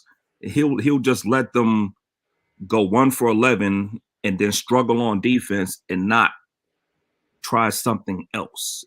Like it's like guys are in his doghouse. You can't tell me you can't use Frank's defense in certain instances. You can't tell me you can't use Knox shooting when nobody's making shots. You know what I'm saying? So I think Tibbs just has this thing where he just set. He's set, and to me it's like a stubbornness. And boy, chiming. Oh no, wait! I want to ask. I had walked off. I want to ask you a question about Quickly. Was your question about Quickly?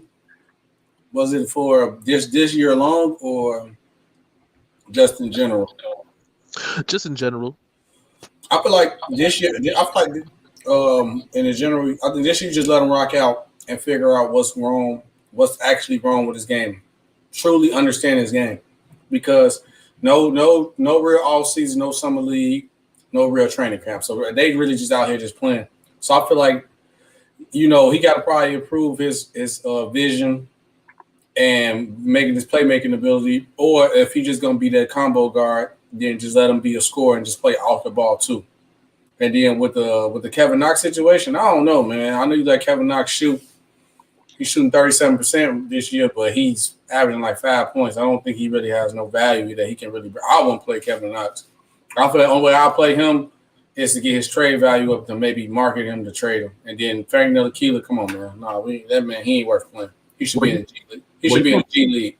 You got to play somebody to score, right? You can't score if you're not in the game. I mean, all right, he's one of the top 3 shooters on the team. Mm-hmm. Right? You can't tell me you can't. That's bad. If Knox one of your top 3 shooters, that's bad. The same way like the Bulls, that Satoransky and Zach LaVine are our 2 best playmakers. That's bad. And Frank is one of the top 3 defenders. You can't tell me you can't find a role for somebody that's in the top 3 in any category. But if he's not bringing over, that's like the Ricky Rubio effect. He bringing a lot of value on one end of the court, but the other end of the court is so bad that you can't play him. He don't have no value on the other side. So what's the point of playing him? It's a waste. He ain't that of an elite defender like a Tony Allen like that. He ain't no stopper. So if he's no stopper and he's not bringing it on the offensive end, it's a waste of time to play him. I'm comparing him to who's in front of him, right? We watch Rivers go cold turkey, and it's not like his deep like he's a defensive guy, right? And so that's where I put Frank in that in there. Oh, and plus we watched quickly go 1 for 11 one game, 1 for 12 another game, and he's not a defensive guy. But he your rookie that you drafted, so you got to value your assets. And then with all right, you drafted Frank too. You drafted Frank too. How long ago that was? He had time to prove himself. Frank supposed to be y'all starting point guard. And then with Austin Rivers ain't been playing like that either. So it happens. I'll tell you how Tibbs coach. And once you lose his trust, you're not playing. But if you don't show no value on both ends, you're not going to play with Tibbs. Well, not Legion. Not once did I praise DSJ tonight. Kev brought up his stats. I didn't even go to him. I went to Knox and Frank. I didn't go to DSJ. And for you to say DSJ was a -6, that's a team stat. A team stat. That don't mean he contributed to the -6. You know how that worked, don't you?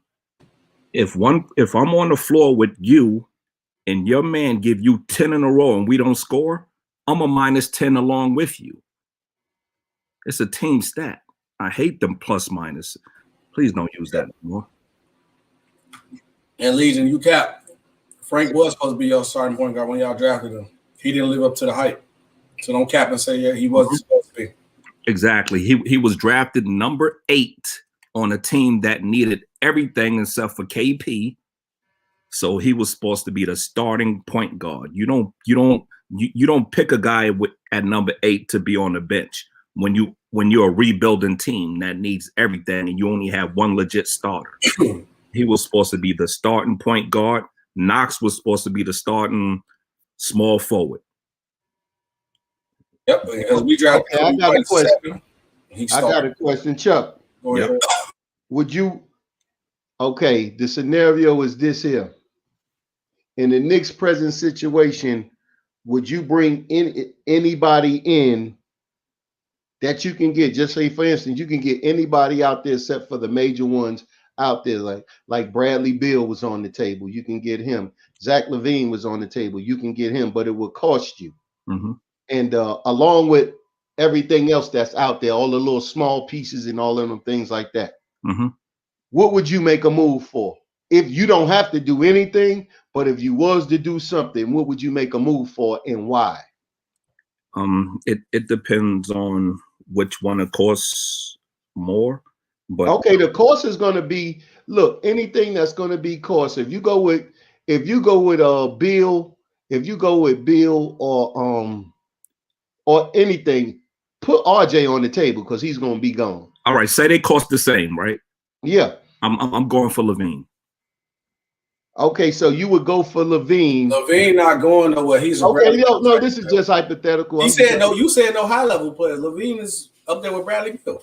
Okay, no, he said that no, the cost is the same. That what we gonna give up. Oh, okay. That's what he's saying. He's gonna be equal value no matter what. And you going for Levine? Why? Oh, opposed to Beal? No, just because of for the team. It's no. It ain't opposed to Beal. You put him on New York now. Why? I think he's a better all around player, and he's still getting better. Like he's getting better every year. I think Beal is just about maxed out. So where's what y'all giving up? Realistically speaking. Oh yeah, we said RJ is on the table. It's gonna be y'all give your whole team to give up him. It's gonna be like RJ Knox in the Dallas pick. No, it ain't enough. I can tell you that right now. Okay, well, like I said, it's hypothetical because it's another question in the question. So, with that being said, you're gonna put him on the team. So, where you think the numbers is gonna go now, since you got Zach LaVine and you got Randall? What numbers? Like what it's gonna do for what it's gonna do for the Knicks? Oh, the record? Yeah. Oh, well, it depends on what you give up then. Okay, yeah, you giving up RJ, you giving up RJ. You giving up only ones that you I tell you who you keeping. You keeping Mitchell, Randall, Quickly, and Frank. So you basically giving up RJ, Knox, and picks. And Obi? Yeah, Obi, yeah, Obi too. You giving him and up? That's why you giving up Obi. That's why you giving up the Dallas pick. You're gonna keep your own pick. Okay. Give that pick too, right? Y'all pick too. Nah, well, all right, that's your hypothetical. That's not ours because we're not doing that. So I mean that's realistic, but not all right. No, that's realistic what we gave you. We giving you Obi, that's a young player. We giving you Knox, we giving you RJ, and we giving you a first round pick. Okay, so I want to clarify something right quick. Before, in case y'all didn't know, Dallas has a better record than us. Well, we're not. Kev, we going someplace else with this, Kev. No, but listen, when you say Dallas, Kev, please, we giving Dallas pick. It's hypothetical, Kev. No, let me finish. It's another point, Kev. No, it's not a point. Because you're saying you're giving up Dallas pick because Dallas picks is better than ours. No, I didn't say that. I didn't say that. Pick right now is actually better. I didn't say Dallas pick was better. I just said what we were giving up. Okay. I never said that. Which pick was better? Well, I said what we were doing. The better pick? Kev, is another question. Can I finish? You coming in the middle and you stopping everything? Go ahead. So now we gave up that. Now, where you think the record is going? All right. So before that, I had it under 30 wins. Right. So after that, I'll go 35. Okay, 35. What is that gonna get you? That gonna get us in the playoffs? 35 and 37. Yeah, it would. Okay, so then that's a first round knockout, right? Depends who we play. If it's the Nets, it's a first round knockout. Okay, pretty much. All right. So then, boom. So then now, where you going the next season? Now you got him. He coming up under contract, right? So now what you do? As far as his contract? Yeah, because now you're gonna have to sign him and Randall basically at the same time.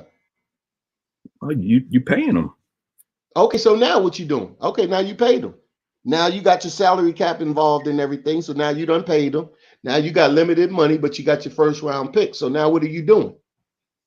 Well, it depends on where your pick land. Your pick land at the. Okay, you made the playoffs. You gave up Dallas picks. So therefore you probably riding around about at 14, 15 maybe. If the best player, if the point guard that's available is close to the so-called best player, I'm taking the point guard. Okay, so now you're taking a point guard. So now we go back into the next season. So now we down picks. We got Zach LaVine. We got IQ. You picked your point guard. Okay, you had to do something. Probably Rivers ain't. You bringing Rivers back? No. You bringing Burke back? I'll bring Burke back. Okay, so Peyton, you bringing him back? Might have to. Okay, so now you roll into that season. Okay, how many wins with your new lineup you expecting?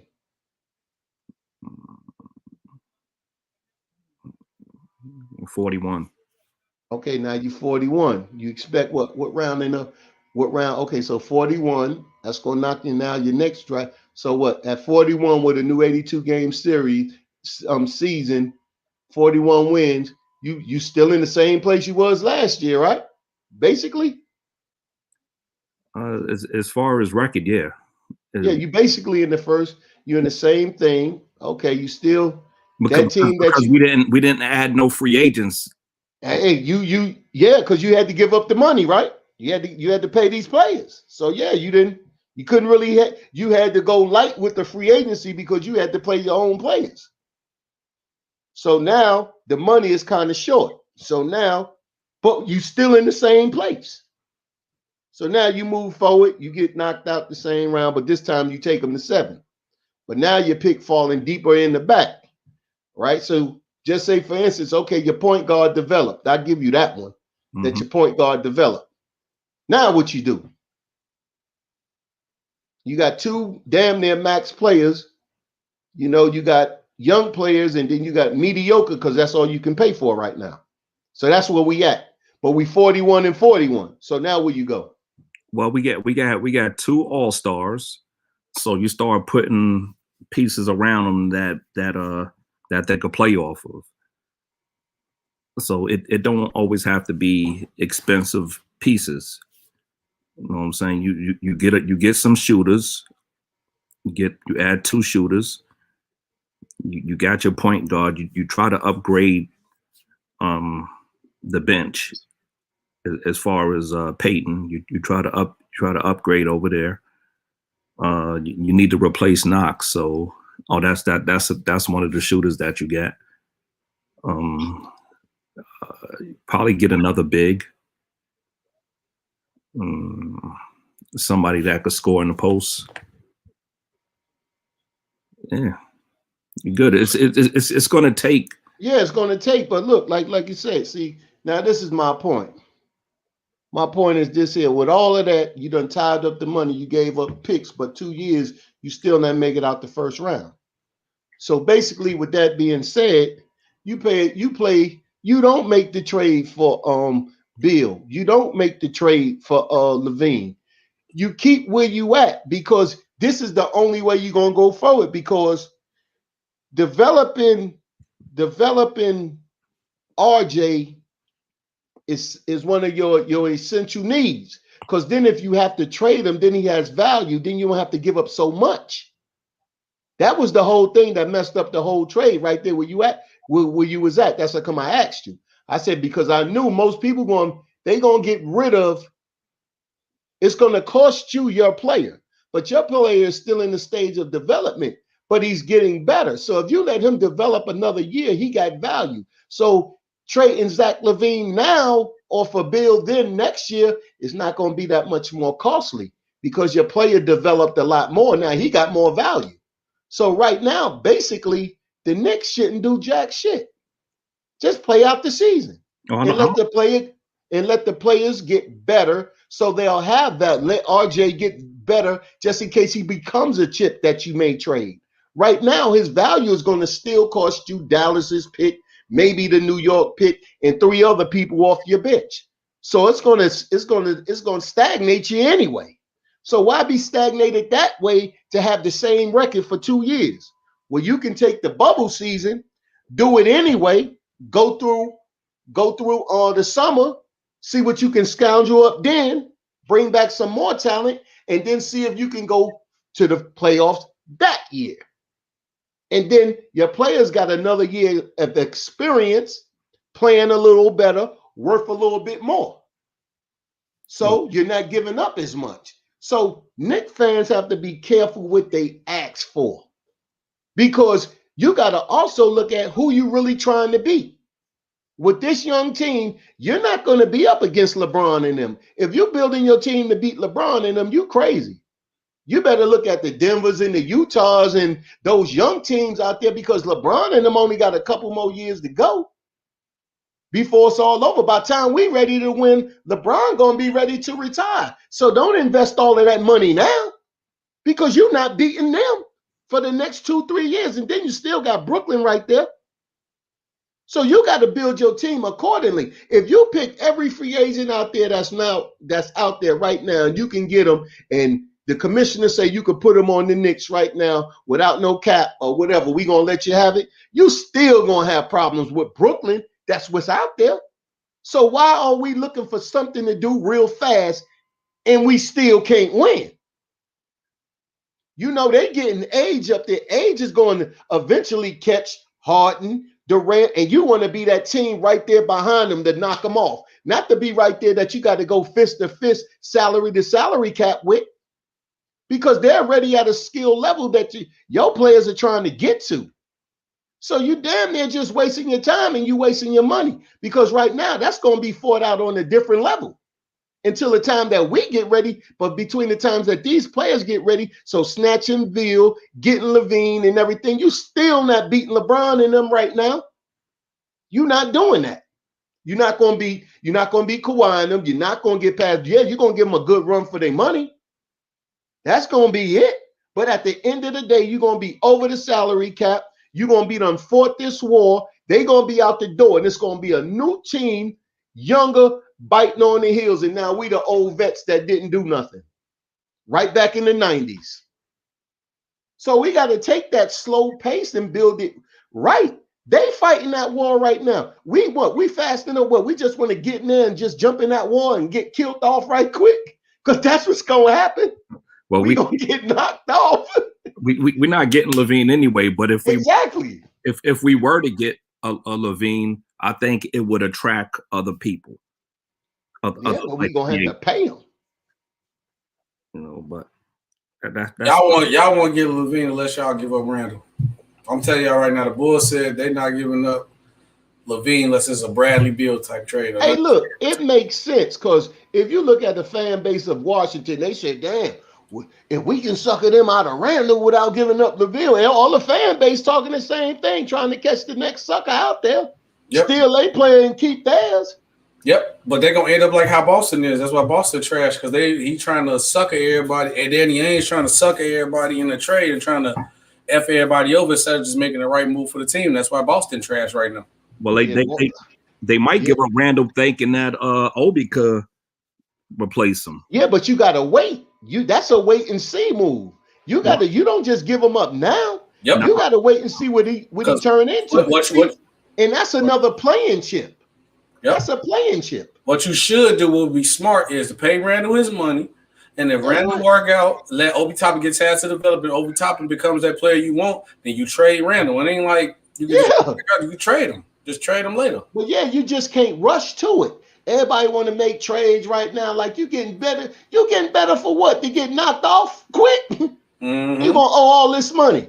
That's like just going to buy. That's like them people with them stimulus checks when they was giving out that $650. Everybody was running to it, buying new cars. But as soon as they cut it off, here come the repo man. You can't rock like that. Nah, you can't. Now they running out there and there ain't no jobs out there because they decided to sit home for 6-7 months. You can't rock like that. You got to take your time. So that's what I'm saying. It's like, what type of Knicks fan are you?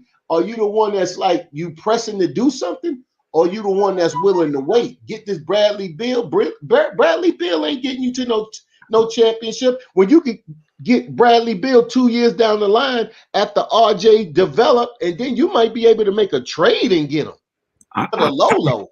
Yeah, I feel like I like Bradley Beal too, and I feel like I would trade, like if I was to trade Levine, I'd go for Beal, but Beal ain't pushing him. Beal can't even push his team to the playoffs in the Eastern Conference by himself. So what's the point of trading everything for him? Exactly. Well, I don't want neither one because I want to tank. Yeah, Hey, look, I've been seeing all. I watched all three of those boys this week. I seen Shugs. Only problem I got with him is that this here, they don't play nobody. You can't really get a judgment on what he can do because the competition is trash. Now Green, he looked good. I seen Cave, he looked good, but and Mobley, he a little bit too skinny for me right now to get caught up in a development thing right now. You got to get somebody ready to play. Now, with like I said, Cave something to look at, Green something to look at, Kumba something to look at. But Shugs, yeah, he doing it though, but they play like San Francisco and San Diego, not even the state, just San Diego. San Diego State on in the top 25. They played like Pacific. Pacifica was all right one year in the tournament, but you got to give me something to look at. You over there busting up like bums. But you doing your job. You looking good doing it. I can't front, but at the end of the day, I'm like, now Legion, I said Mobley was all right. He good to go. I'm talking about Shugs playing against no talent. All of them, yeah, sure, yeah. They like, man, they ain't. I got to see more than that. Damn, Kev, you shouldn't have gave that DSJ stat because now he acting like I said it. I didn't even respond to the DSJ. I didn't respond to the DSJ part. I said Rivers. I said Frank and Knox. Legion, what are you talking about? I didn't wow because I don't even remember the stats.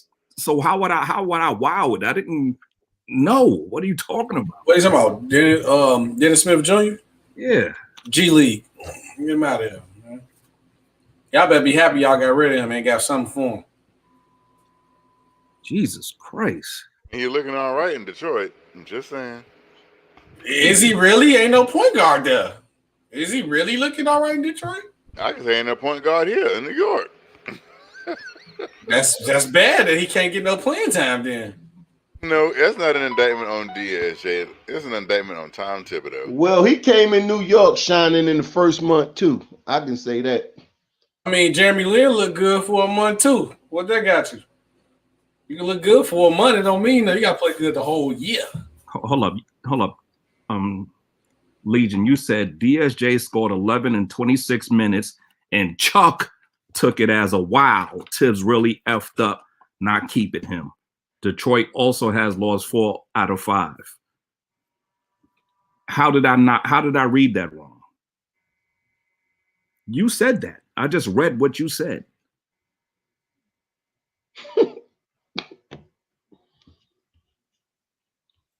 Come on, man. You turned it into art tonight. I don't know. Jesus.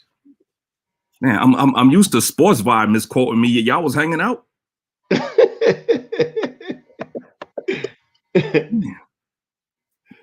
How you gonna lie on me and it's right there? It's still there. It's still there. You want me to time stamp it for you? Want me to tell you what time you sent it? Woo. Ooh. I don't know if I want to debate anymore. I'm gonna say he not hooping. I was like, y'all talking about he hooping the last 3 games. 6 points, 2 assists, 2 steals. How many minutes he getting? 15.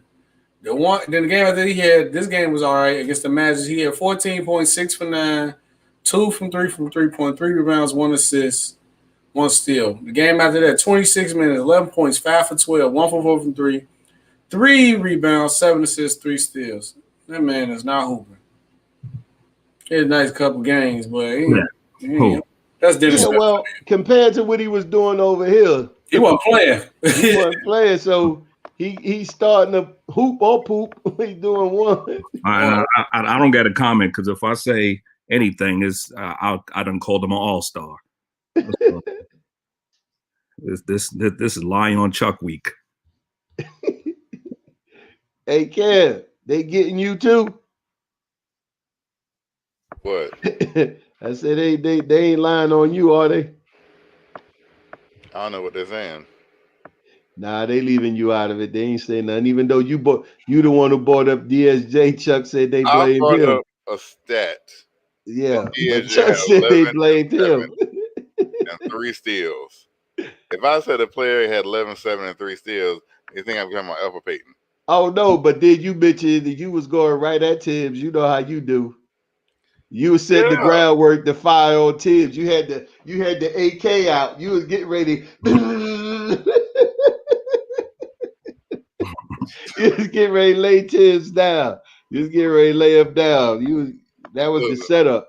Now you was in the bushes. You was waiting there with the AK. You threw it out there to Chuck, and then soon as Chuck gave you the green light, you was going to rip Tibbs like. I don't know why you said that man was hooping. This man had a game against the Grizzlies, 0 points, 23 minutes, 0 for 7, 0 for 4, 4 rebounds, 5 assists, 3 steals.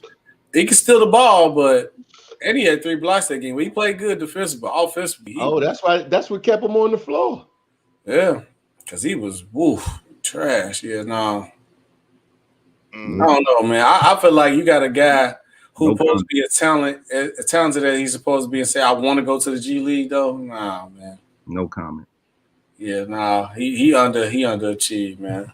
He supposed to be way better than what he's supposed to be. Yeah.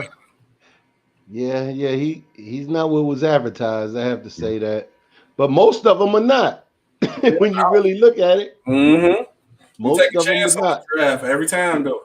When the last time we got that one guy that was just like that LeBron type talent where you just knew for sure he was gonna be good? Yeah, we haven't got that. Now when those guys come, you know they coming down the pipeline. You ain't hearing that. You ain't hearing nothing like that special since LeBron. Yep. Everything's like the pick you take is a chance. Yeah, they don't call it once in a generational talent for nothing. Yes, everybody ain't that. Yes, sir. Everybody not that. You got to get things. You got to plant the flower. You got to put water on it. You got to watch it grow. Keep sunlight on most of these players until they get there. I won't answer no more quickly questions because people take those wrong too. Oh man, don't be over there tripping on them. Because Kevin Knox is gonna get his second shot, and Kev gonna be happy. No, that's over with. I feel like only way Knox. No, it's not over. It's not. How you gonna say it's over with for a player? His second year really. I don't know if you follow us though, but his second year really. Trash. He got his second year got sabotaged totally. They did him dead wrong. It's just like this year. It's just like RJ coming back this year, and they talk about you straight get on the bench after last year, and then you bring him back his third year, and you talking about go out there and play now. You can't do that. Nah, he got a raw deal. Knox did get a raw deal. I stand by that all day long. You don't do that. You gotta you play your first season, the whole season, no beef. You project it up, and then they hire 4 power forwards. They say that they go into the playoffs, and then they just sit you down on the bench for no reason. Yeah, they ain't never done nothing like that in NBA history to any player. Yeah, they did. Go ahead, Freezy. Send the link because Legion's in his psychic bag, so he's telling me what I'm thinking. Oh, he want to come on in? Yeah. Because he's telling me exactly what I'm thinking. Like, all right, Legion, type what I'm thinking right now. Go ahead. No, I feel the link is right there. You got the link showing. But now, what messed up? I feel like Knox only gonna play now if they're trying to raise his trade value to trade him. That's it. That's not necessarily. Which was bogus, though. I'm not. No, I don't think that. I don't really think that. I think that when they play Knox, how bad Burke and them is doing out there, Knox got to get another shot. Mm-hmm. They stinking it up for real. Yeah. You gonna play him at the 3? Yeah, at the 3. They stinking it up.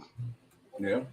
At a position that you're supposed to be getting 15 to 20 points a night, them two together posting up 7.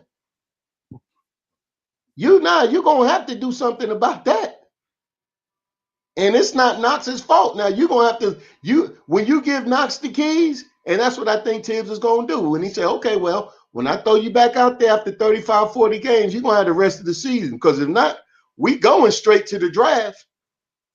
So when somebody come in on that position in the draft, you know what it is. I don't know if y'all heard this earlier or read it, but y'all know that Elfrid Payton's more than likely gonna be out tomorrow. Yeah. He got a hamstring issue, right? And so I was talking to Freezer. Yeah, I want to see who they gonna spring. Who they gonna spring, Chuck? Is either gonna be Knox or Rivers? Rosa start.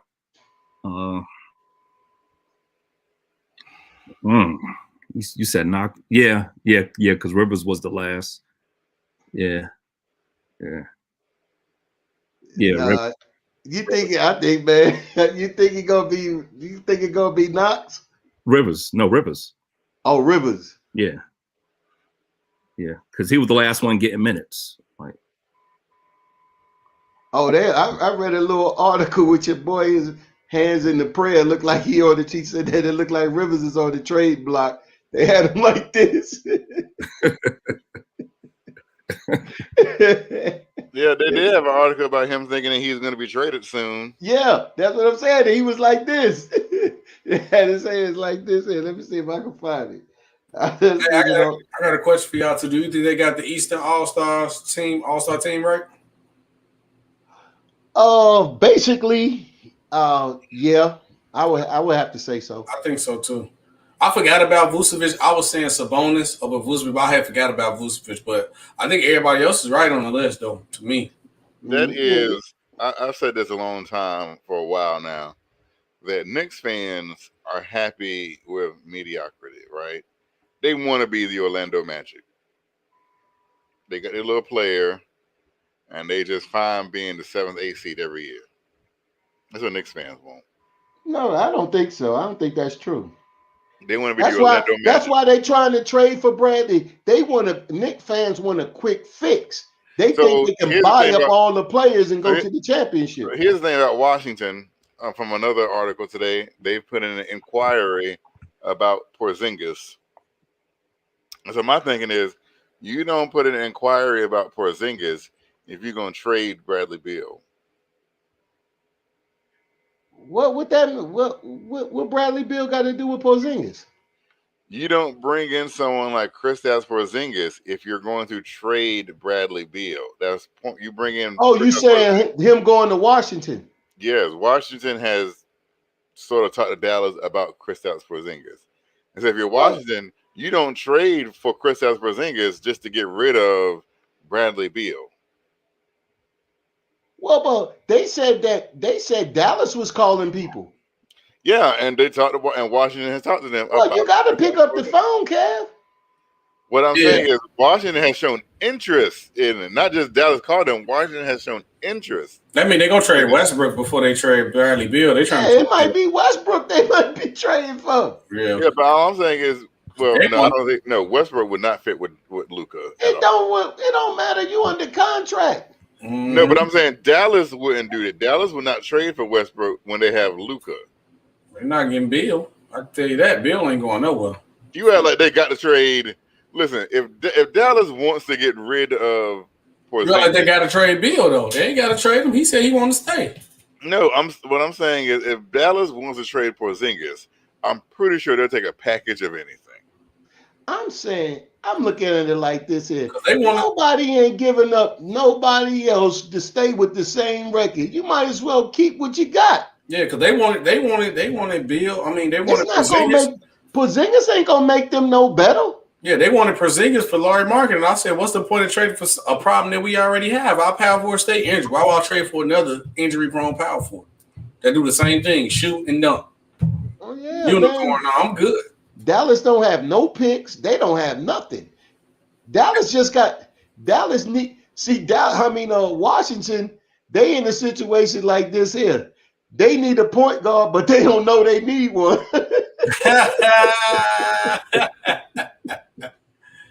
Because, man, if you got Westbrook, you don't got no point guard.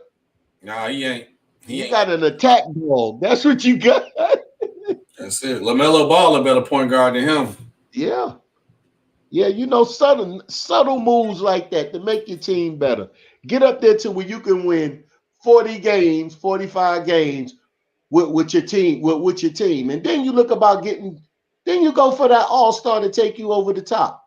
Right now, man, all you're gonna do, if we get a good team right now, this is what we're gonna be frustrated as hell because the Nets gonna kick our ass every year. And we're gonna be mad. And we're gonna be blaming coaches, we're gonna be blaming players, we're gonna turn on each other. It's gonna get real ugly. And yes, that's facts. You being real about it. You ain't lying. Because everybody keep hollering at the Nets defense, I said, look, bro, the Cavaliers made it to the finals in LeBron last year. During that season, they were the second worst defensive team in the league. Hey, look, I'm waiting for them. I'm waiting for them cats to get a little older, be building in the dark, and as soon as they ready to go, we go like you ever see on what's that called? National Geographics about those silverbacks. The silverbacks. When one of them get old, and then the other one be over there, the young one be in the back, and you just hear him just beating on his chest. That means he's coming for him. And he just wear the other one out until he get a heart attack without even fighting him. That's what we gonna do. We gonna wait our turn to strike. We're not gonna strike too early. We gonna be patient, but we gonna get there. We gonna get there. Yes, sir. Shit, boy, you just jumping out there in the water. LeBron and them out there, AD out there, Joker out there. Boy, you just all behind enemy lines without no rifle or without no M16. You gonna get taken out. And then you gonna start your rebuild all over again.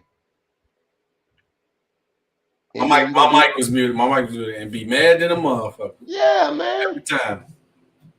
Damn, let's have a battle. Let's see had a battle to see who get to the playoffs and just know your position. Because nothing is gonna get you no championship. Bill and Randall is not gonna get you no championship, but it's gonna cost you a lot of money to see that you're not gonna get to the championship. Yep. It's gonna cost you a whole lot of money to see that you're not gonna get there. With teams like our team set up, you got to treat your stars right. So if you want to get more stars, you got to treat your stars right. Because only way you get in the championship tomorrow is if the players decide that, like, you know what, we all finna go to the Bulls or we all finna go to the Nets. If you lucky enough that happen to you like the Brooklyn Nets, no, you got to wait and build your team. It take time. And then if they decide to go there, you got to have something to trade. Yes, sir. Because if they decide to go and you don't got nothing to trade over, nothing to help, you pushed out, then you still done. People get ready now. You don't got no money. You don't got nothing. You just over there looking stupid. Yep. They want to come, but you don't got no money. Because think about it. They're not taking your raggedy players. You don't got nothing developed. You don't got no draft picks. But the player gonna come.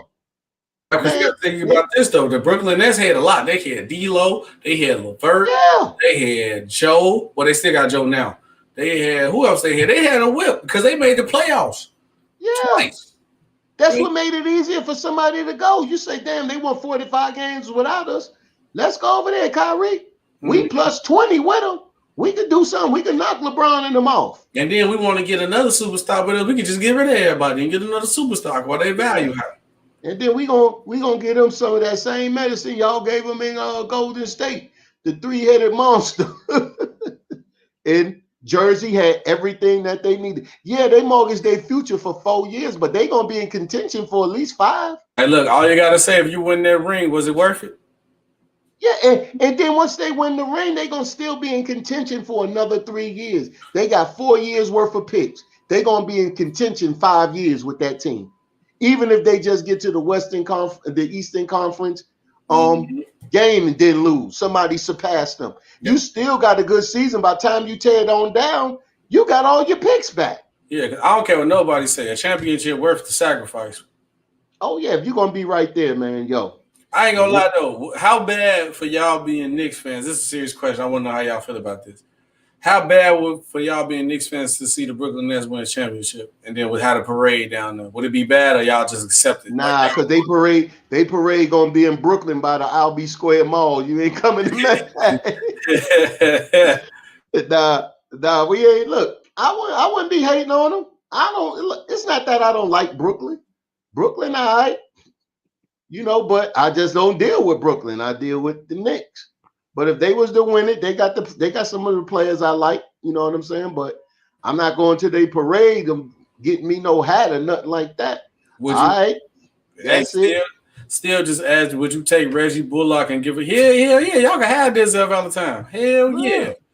Y'all can have Denzel Valentine, man. Right now, we'll take Reggie Bullock over Denzel Valentine. All Denzel Valentine is good for is a 3-foot floater. Be careful what you wish for when you talk about Reggie Bullock. That's all I'm gonna say. Be careful what you wish for when you get Denzel Valentine. That's all I'm gonna tell you too. All that man good for is a 3-foot floater. He mastered that. Well, I can't even tell you. Yeah, he getting playing time now, though, right? I mean, what had happened was Chandler Hudson here got hurt, and then he just been playing in favor of Billy Donovan. I just don't like him being the late decision playmaker. But besides that, let me do my moderating thing to Wacko Knicks Fanatic, $2 super chat. Dumb talk, Harden 35 years old, Nets don't have 5 years. I don't think James Harden is 35. I think Harden might be 31 or 32. Yeah, Harden is not 35. Harden is not no 35 years old. Where Reggie Bullock do I'm looking at 36. Hold on. Harden. Yeah, Harden is not no 35. He just capped. I think he's like 31. Yeah, I know. Yeah, and then he tweaking like James Harden is the best point guard in the league right now. What are you talking about? Oh yeah. He doing his thing with him. Harden beast. Yeah, he 31. Yeah, like you said, he 31. Yeah. This man went from probably being the best scorer in the league to the best point guard in the league like that. 25, 7, and 11. Jesus Christ, man. Yeah, he did. Yeah, because Kyrie needed to get off that ball. I'm glad he's seen it. Yeah, he said when James Harden came there, this is how we gonna do it. I'm at 2, you at the point guard. Kyrie not no point guard. Yeah, Kyrie. Yeah. That's it. And then they've been moving right along ever since. Mm-hmm. That's all it was. They getting it together though.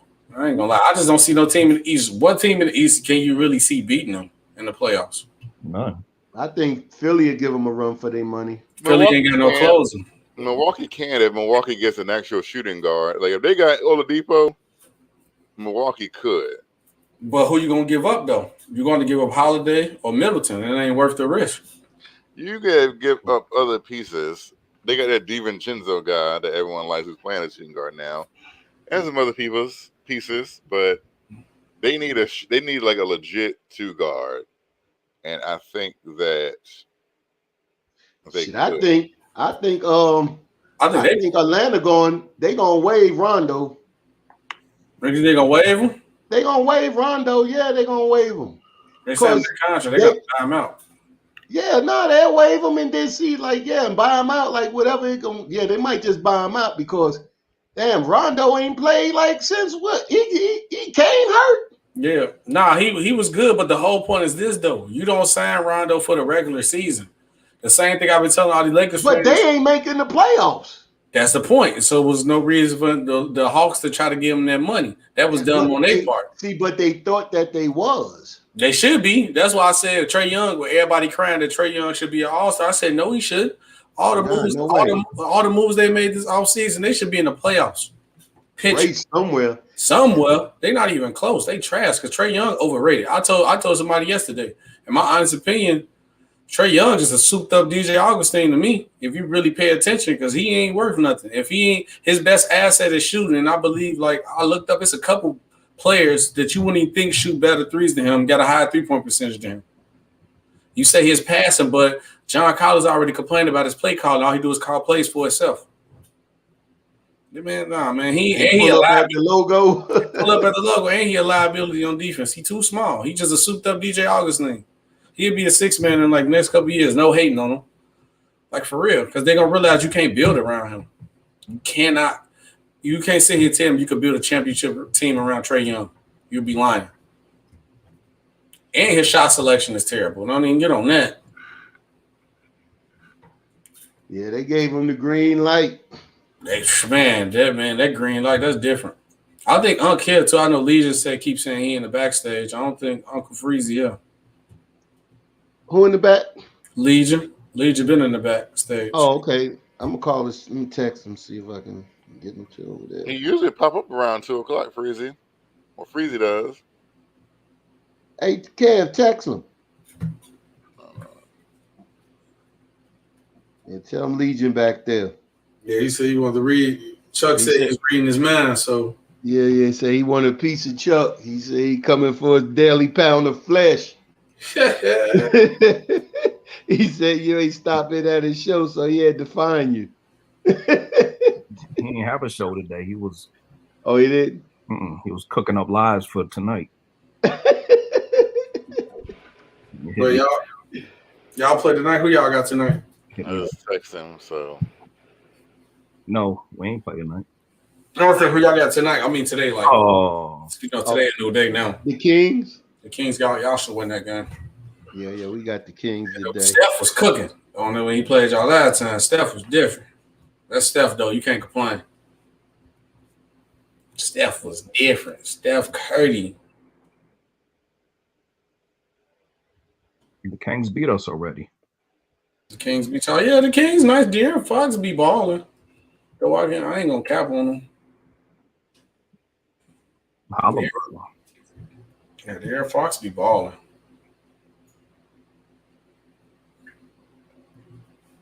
I see Hassan Whiteside are going to be available, but I know we need a big man. I just feel like he ain't got the heart for the game, bro. He ain't even worth the trade.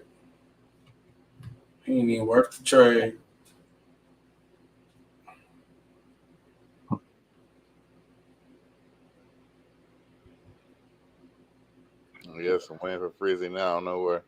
There you go, right there. Yo, Chuck. He like he Chuck. He come in on bully. Salute to the chat. My boy Legion, what's up, man? What's up to everybody? How you guys doing, man? Chilling, man. You got your Doom mask on, and you chilling today? Nah, I'm chill. I'm about to sleep, man. But Chuck. Oh, first and foremost, on the Frank comment, I apologize. I thought you meant as in this year. I heard that wrong. Yes, when Chuck was when Frank was drafted, he was drafted to be the starting point guard. I agree 100%. I thought you were talking about when the point guards came in this offseason. So that was I wasn't trying to cap for that at all. But Chuck, you literally come on, Chuck. First of all, I don't lie your name whatsoever. You're about to. Go ahead. Huh? You're about to. Go ahead. No, I'm not about to. You when Kevin mentioned the DSJ stats, what did you say? I ain't say nothing. We could just go back in the video. You mentioned that Tibbs doesn't give players a chance, didn't you? You said that. Do I have to rewind the video back? It had nothing to do with him. So I literally sat on your show and said Tibbs didn't give players a chance, and I said, and I started off by saying Novak and Shump have certain skills that Knox and Frank have. I said Novak was a spot-up shooter like Knox. In the last regime, found a way to use him. And I said Shump was strictly a defender. In the last regime found a way to use him, opposed to the same with Frank. Okay, so when Kevin Wright mentioned the stats, what did you say, sir? And I said the same thing. And I went back and alludes to okay. So when Kevin said that, right? You mentioned the stats. What does that allude to when you say Tibbs does not give players a chance? Who are you referring to in that context, which Kevin said that? And I broke down who I was referring to in detail. I said, hold up. I'm not talking about Shump and what's the name part. I'm talking about Kevin Wright. Yes. Just we talk about DSJ. Yes. You mentioned the Tibbs thing again. That's a reference to who? DSJ, correct? No. Kev was talking about DSJ. So that whole thing had nothing to do with DSJ. No, you assume that. Okay, it's right after he said it. So it doesn't matter when it was. You guys are talking about two different things then, because it's right after he said it. So of course, people are going to assume, okay, you're talking about DSJ and the fact that, or you're alluding to that he didn't get a chance on the Tibbs, or that Tibbs does. You said about the rotation that once you're out of favor in his rotation, you don't get back in. Like, why would we be talking about Shump and Novak again when Kevin just mentioned those stats? Doesn't make any sense. Actually, you know what? Look, I'll mute myself and I'll go back to the video because I'm pretty sure you said that. Hold on, I'll find Oh, it don't matter what, but I didn't say DSJ. I wasn't talking about DSJ. I specifically broke down who I was talking about. It didn't have nothing to do with DSJ. I didn't mention DSJ. I didn't say Kevin. So right after Kevin, I didn't say. All right. I didn't say. Oh, Tibbs didn't give DSJ a chance. I didn't say that. I said Tibbs not giving Frank and Knox a chance. I'm not talking about Frank and Knox, bro. But that's what I'm talking about. But when Kevin Wright mentioned the stats, you literally said it don't matter. All right, so you're reading my mind. That's what I'm saying. I gotta call out my whole name. You just say Kev, like everybody else. So Rob, when Kevin Wright mentioned those stats on DSJ, right? I literally just said it. He just said it again. So you want Rob to read my mind? When Kevin Wright mentioned those stats, Rob, about that's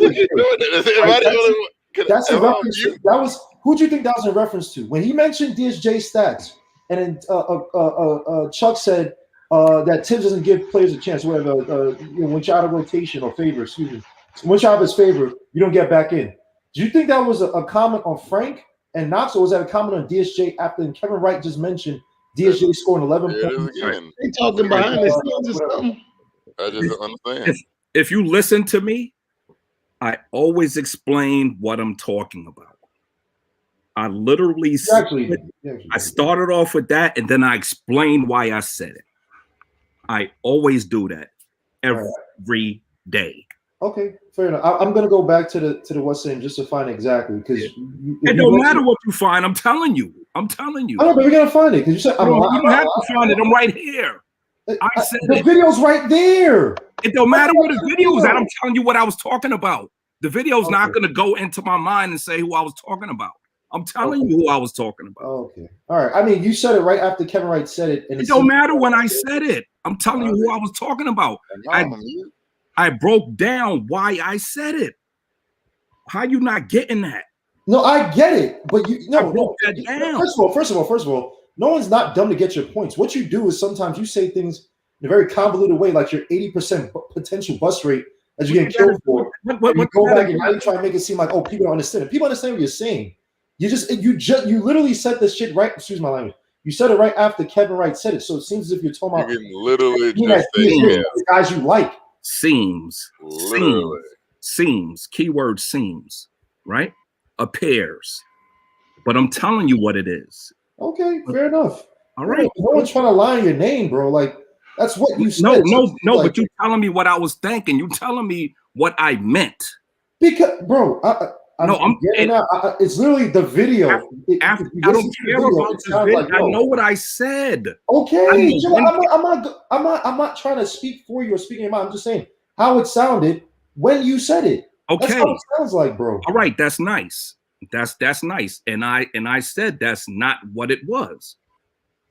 I broke down who I was talking about. I don't care about DSJ. I don't have a DSJ jersey, hat, socks, nothing. Poster, nothing. I don't care about DSJ. So every time y'all throw DSJ at me, it means nothing. I don't care about DSJ. I didn't elaborate on what Kev said. I moved right along and went on Tibbs because I feel like he don't use Knox or Frank at all. Kev, Chuck took the bullet for you. No, there's no dart at Kevin Wright. I was making a dart at Kevin Wright. I was just talking about the stats that he brought up. Why do you keep calling my whole government? Yeah. But the thing is, am I on mute? Or because I know people in the chat hear me say this. I don't care about the stats that he brought up, though. Kev, whatever you said that I don't remember you saying, I don't care about it. Listen, dude, right? I'm trying to figure out why Guillermo will keep calling me my whole government name. But he can just say Kev like everybody else. It's just not. It's how I. Yeah. Kev, you Rob the Nick. I'll say Rob the Nick or Kevin, right? Chuck B. You said this is what I'm used to, like SB. I don't hear Guillermo talking. I don't hear him. Kev, I don't care about the stats that you said about DSJ. I don't remember what you said because I don't care. I didn't ask you to repeat it. It really wasn't that important. I was just throwing out the stat at the time. Yeah, Kev threw that out there. I didn't ask you. That was the trick. I didn't ask you what did he shoot. Kev, what he do from the field. I didn't ask you his plus minus. I didn't care about none of that. Okay, but I'm just saying how it sounded. I'm not trying to speak up for you. I'm saying the reason. I said, okay, it's how it sounded. If he's on mute, how Chuck hear Yeah, him? but I corrected you already. I corrected you by telling you that's not what it was. Oh, I'm agree. I'm saying okay. I'm saying all right. I'm not trying to speak for you. You put your comments out there. It's fair enough. Everybody sees it, but I'm not trying to speak up for you or speaking your mind or whatever, Miss Cleo, whatever. It just sounded like Mr. Cleo. Mr. Cleo. I'm sorry, Miss Cleo. Whatever, because the whatever. But yeah, that was it. I'm not trying to speak up for anybody, man. But fair enough. Oh, Jesus. Nobody said this. So he don't care about getting. Chuck trying to make himself to be like a victim, bro. Like, no, it's all day. You are y'all. No, all day. You say stuff on Twitter, bro. You want to bring the Twitter stuff in here, bro? No, come here and do it too. First of all, I didn't. All I joked on was the IQ thing, right? The whole 80% bust potential thing, because it's a stupid thing. Because if you give a percentage that already has potential implied in it, then you try to like split it out and nuance it to say, well, it means that no, it's the same ish. If you give somebody say they're going to be there's a 50% bust rate on this player. It's the same as saying there's a 50% bust potential. It's the same thing. All right, but you try to nuance it because IQ's not doing as bad. No. What I tried to explain to you was there's a difference between me saying he's a bust and he has bust potential. There's different. I said it's when I say he's a bust, that's a definite. That's me calling him a bust. Yeah, but 80% is not that much better from 100%, bro. And you did this in the beginning of the season or when he got drafted, and you admitted yourself you didn't watch him. So the whole 80% bust thing was just not smart. Acting like I called him a bust. Like 80% bust potential takes it away. It takes it away. I didn't call him a bust. Okay, sorry. I called Frank a bust. I never said Frank had bust potential. I called Frank a bust. That's a definite. I stick to that. Okay, but you said the guy had an 80% bust potential. Yeah, that's not calling him a bust. That's still asinine because you didn't even watch his game, bro. Oh man, how's it all man? You gave him an 80. That's the only thing. I don't know what you and R thing, whatever. I don't know where that comes from. But all I commented was on that 80% bust potential thing, and your bias against IQ, which you said. By the way, you try to make. You literally you're 80% bust. You're still giving a guy a high probability of being a bust, and you never watched him. You admitted yourself. Am I lying on you? No. All right. When you say still, right? I did that before the draft. Okay. I mean, not before the draft, but before he played. Right. So I'm not saying that now. And I also said you can't bust. Pause. 25. You changed it. Why are we still talking about that bust? No. Because you talked about the Twitter thing that I was attacking Twitter. I wasn't attacking. I'm just saying that what I commented on Twitter was that, and it is leading into this. By the way, that 25 at what's the name? You changed it. So be honest. Don't sit there and cap. You changed it after you want to take back the whole bust potential. What's the name? You changed it saying that a person can't. What's the name at 25? And you admitted it. You can't bust that. Don't do that now. Don't make it seem like you said that at 20 because it wouldn't make sense. They both contradict each other. Yeah, right? But you can't bust. No, I said that out of anger, but it's impossible to do at the same time. Right. So I wasn't attacking you, but yeah, you're 80%. So why? Yeah. So if I'm telling you said that I was attacking you all day. I literally just commented on one thing and it ballooned, but it wasn't that serious. I know what you and Art. I don't know what your issues, but the only thing is that I don't come there to attack you. If you say something funny, I'm going to comment. Just as if I say something weird or something, I expect people to be like, yo, that doesn't make sense. It's old. It's old. It's like you're recycling what I said from months ago to attack me on it today. It was a topic of the Twitter conversation today. It came up. But me and you attacking you all day, and I'm telling you, I'm not attacking you. I commented on one thing that you said today. No, but me and you already straightened it out. But you went back into it like we didn't have the conversation. Yeah, but I'm only giving color on what I commented on today. That's it. All right. You say people attacking you, I'm just not. I just commented on what you said. That was it, Chuck. I came there, made one no, I posted something. I don't even remember what it was. I posted, because Terry and Trey said, if the league figure quickly out, something. Oh no. They said the league figured quickly floater out, and I said if that's true, then Frank is better than quickly, right? And I explained why I said that, because the difference between Frank and quickly is defense. Quickly don't have the defense Frank gets. And offense, Frank. No. Yo, that's what I'm saying. If you take that floater away, okay, they're even on offense. No, they're not. Huh? Frank and quickly? Are you out of your mind? Yes, if you take the floater away, his go-to move, if you He's take a better three-point shooter than Frank. Hey, first of all, so shout out to Terry and Trey. Hey, Terry and Trey, you gotta do great work, man. Hey, you doing your thing, man, on videos and stuff, man. Chuck B's town. Hey, I hope you got a point. I hope you break this down, because you just said that Frank and quickly are even on offense. So I hope you break this down. No, I said if you take the floater away. Yeah, and quickly still a better three-point shooter. What the hell are you talking about? What are you talking about? He's a better ball handler and a better three-point shooter. Oh my God.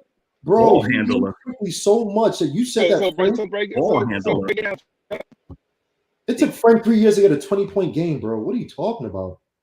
It's a terrible take. You just don't like quickly. You say this is what I'm talking about. You sit here and anything quickly does well.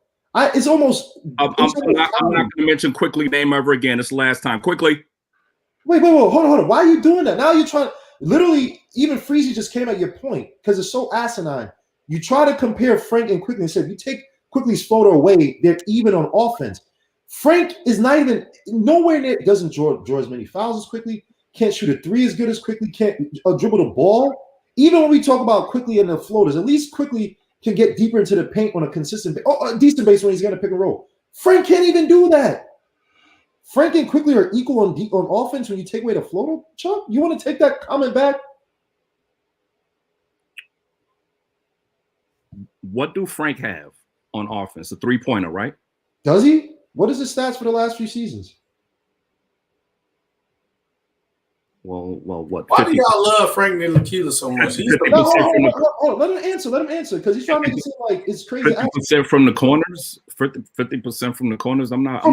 What is the rest of his three-point percentage? What is that? Oh my God! Come on, man. Hold up. It's one attempt a game, I believe, from the corners. Hold up, from last year. Let me go to Basketball Reference. So that's bad. If he's shooting 50, he's shooting one shot in the corner. Well, it's a bum.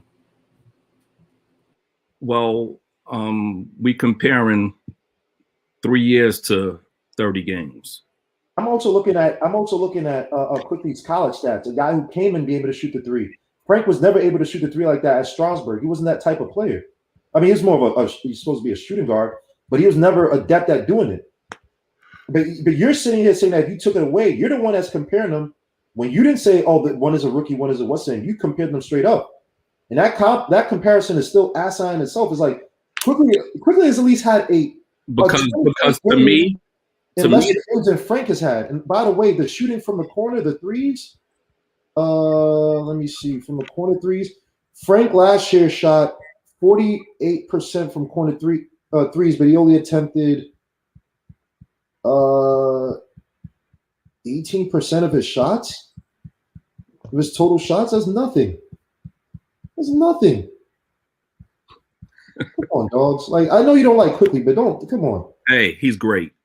No, it's not about him being great. Nope. What? Bro, don't do that. He's flawed. No, but when he ever has a good game, you marginalize it, bro. No, I'm floored. He's great. No. See, now because you don't have a point, you're trying to. If he was great, y'all would never draft it Quickly. If he was great, he'd be started. No, we're not talking about Frank. We're not talking about. We talking about the little one. He's not great. He's flawed, bro. He's a rookie, but you try to say that. You want to give him a chance yet? It's only 1 year. But he don't want it. Chuck doesn't, bro. You don't need a chance. He's great. Ask Chuck after he has a good game. He is great. I wouldn't go far as saying he's great. He's nice. Don't do that. He's a nice player. For what y'all picked him at, he's great. But he's not great yet. It's half a season. He's not great, bro. He got to have a real off season or a summer league or a true training camp. He don't need none of that. Rookie of the year. But see now, because Chuck doesn't want to argue. Chuck doesn't want to debate that. He wants to. Chuck think he's slick. Rookie of the year. Chuck is trying to play. He's not even close to rookie of the year. What do you mean he's not close? He draws fouls. Okay, you trolling now. You don't got to troll, man.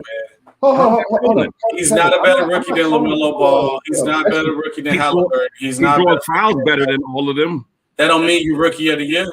Trae Young draw a lot of fouls. He's not even an all-star. Yo, wait, hold up, guys. Kevin, I'm not trolling you. I'm just used to when I hear somebody's name. That's how I call them. There's some people I just call the full name because there's so many damn Kevins. And in the what's saying, it's not me trolling you. I'm not trolling you whatsoever. So just please chill with that. I'm not trying to start anything with you tonight, but Chuck, that take was not. Come on, bro. Come on, bro. Like, don't be sarcastic now, Chuck. Chuck, come on, Chuck. You know that's not a good take, man. No. Stop the cap. Stop the cap. Yo, Chuck, man, you funny, man. I'm not even gonna. I'll let everybody else debate because it's like you do this and it's like you make it seem as like you try to play the victim now. But that's just not a good take, bro. Nah, it's not. As a matter of fact, watch. I changed my stance on the 30 wins. I think we're gonna win 40 games this year. You see, Chuck, I told you, come on, bro. When have I ever said business? You don't got to say anything. Ain't no crowd votes on this debate, man. You don't got to say anything. No, it's not a debate. We're gonna win 40 games. When have I done that? I forget.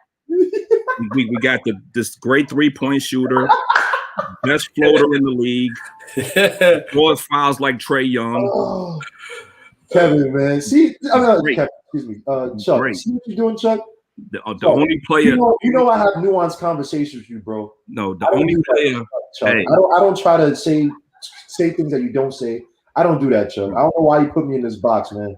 No, it's the only player that walk on his tippy toes. So that's an advantage too. Hey, yo, man. That's absolutely Look what you did, man. Yo, nah, Chuck this dude, man. You did it, man. He's not gonna. But Chuck knows this, right? We be in this Twitter thread, right? See how I like what Chuck is doing. Chuck, I'm the only dude that sits there, maybe besides Rick Ward. Whenever you talked about your boy quickly being a combo guard, who's the only other person to agree with you? Well, everybody should. No. It's not about everybody should. It was only me, bro. And I just as you were giving evidence, I was saying, yeah, Chuck is right. This dude is not a point guard. He's a combo guard. He comes in. He doesn't. I got into a whole argument on your behalf when he had that 8 assist game. I was like, that doesn't mean anything. Lou Williams had a 13 assist game. That doesn't mean anything. I'm not biased on IQ, bro. No, you had a good run. You had a good run. You're the same one that said that, Terry and Trey said the same thing I said when I said that the league may have figured him out on his floaters. Mm-hmm. So I judge quickly just as harshly as anybody should. But come on, bro, when he's having good games, you are a little bit more harsh. And you said it yourself because you don't like his style of play. And I'm like, there's a difference between style of play and impact, right? If a person has an ugly game but is effective, efficient, you got to give him credit.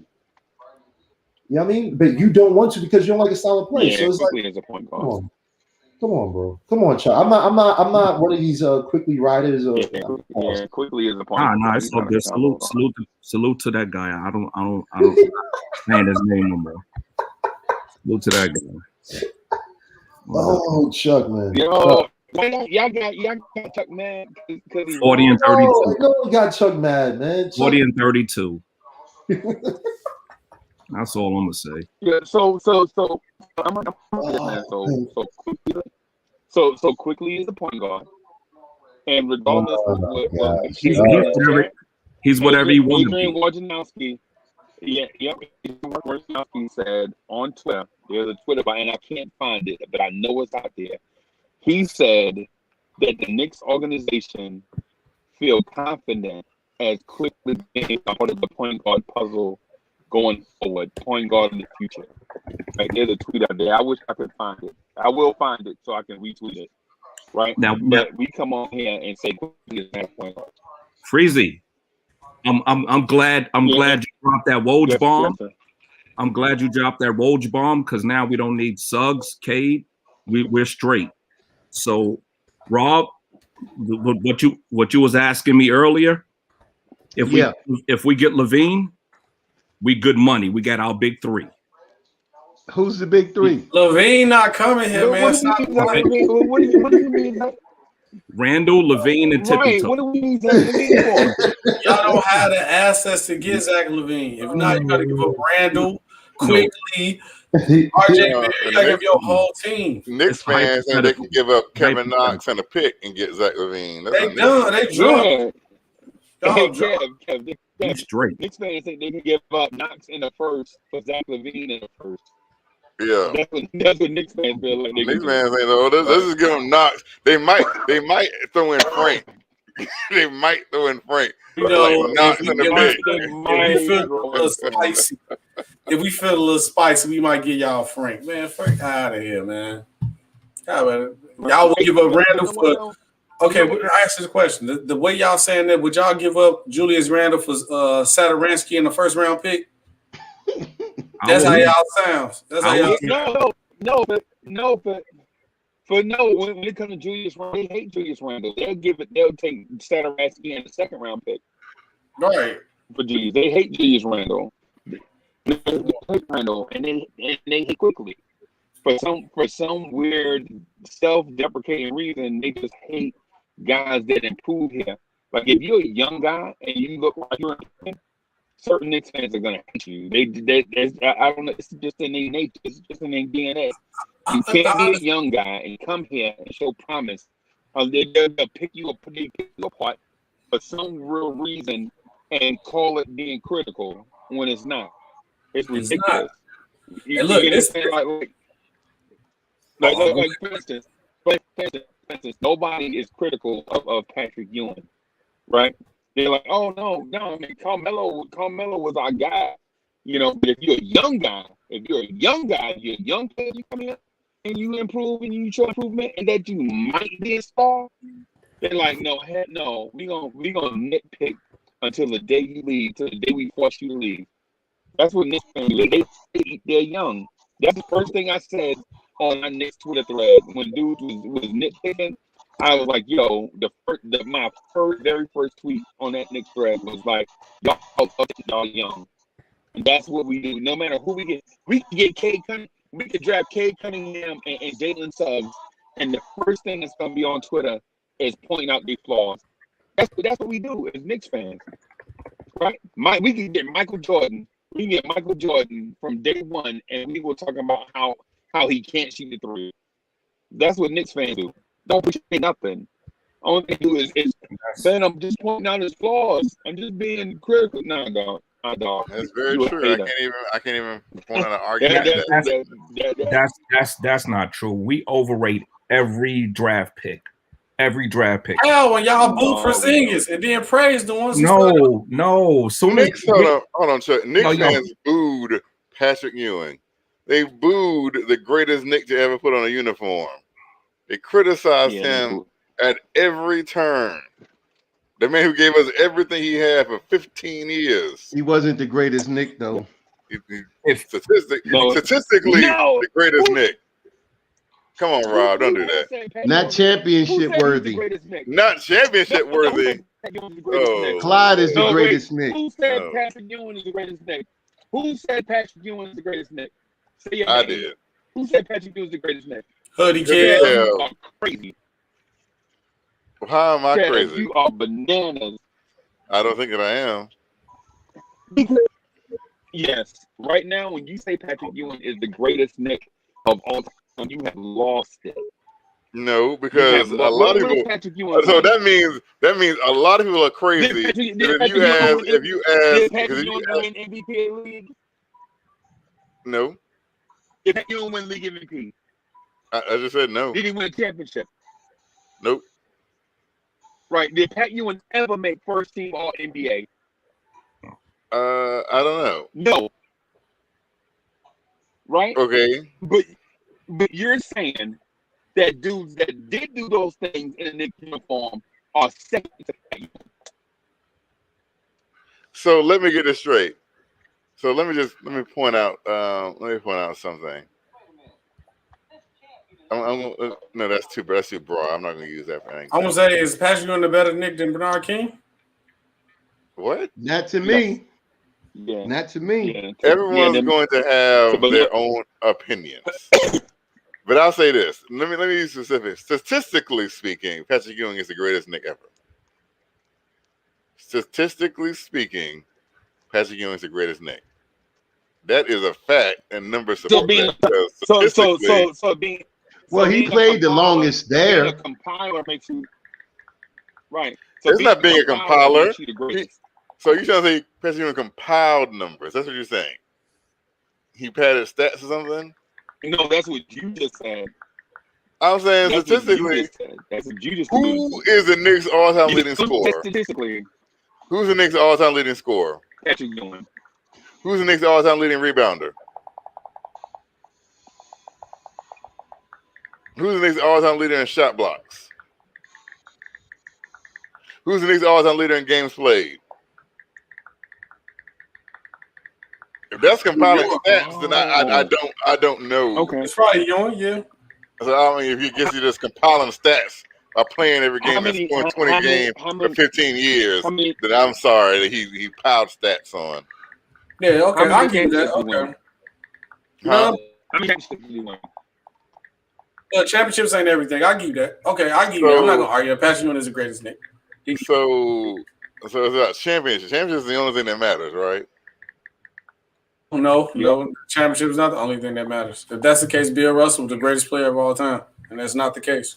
Because I can say that, like, okay. So, question again. Let's say, who's the greatest Celtic of all time? If you wasn't born in the Jordan era, you was born in the Bill Russell area, you couldn't get one of them old men that say Jordan was better. Nah, for me, I heard them. Somebody said Will Chamberlain was the greatest. So who's the greatest Celtic of all time? Is it Larry Bird or is it Bill Russell? Bill Russell. In my opinion, Bill Russell. Who's the greatest Laker of all time?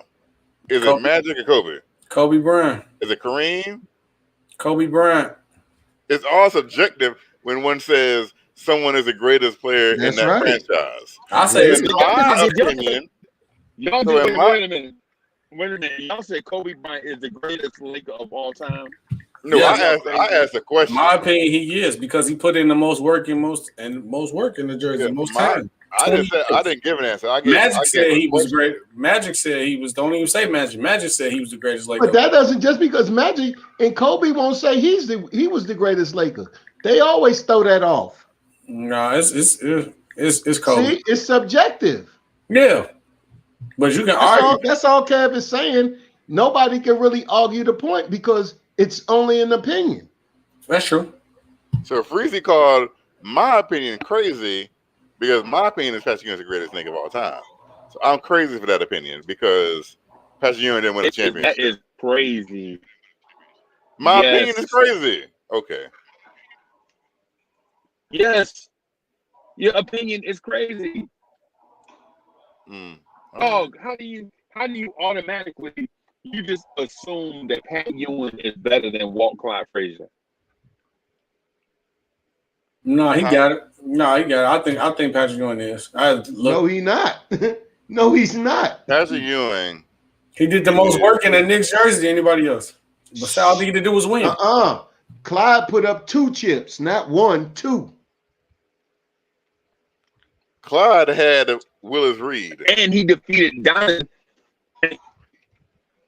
But he won that next chip. Willis only scored 2 points and went to the bench. Clyde put 37, 19, and 15. Hold on.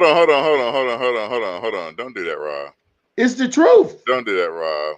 What? I'll tell you why you don't do that. What? Because you can't sit here and say Willis Reed won the championship and I mean Walt Frazier only won the championship and Willis Reed only had, I think he had 6 points. No, he had 4. Oh, 4 points. He had 4 points. He had 4. He hit his first 2 shots and went. Yeah, he couldn't play. But I can't say John Starks and 94 finals. I can't say that.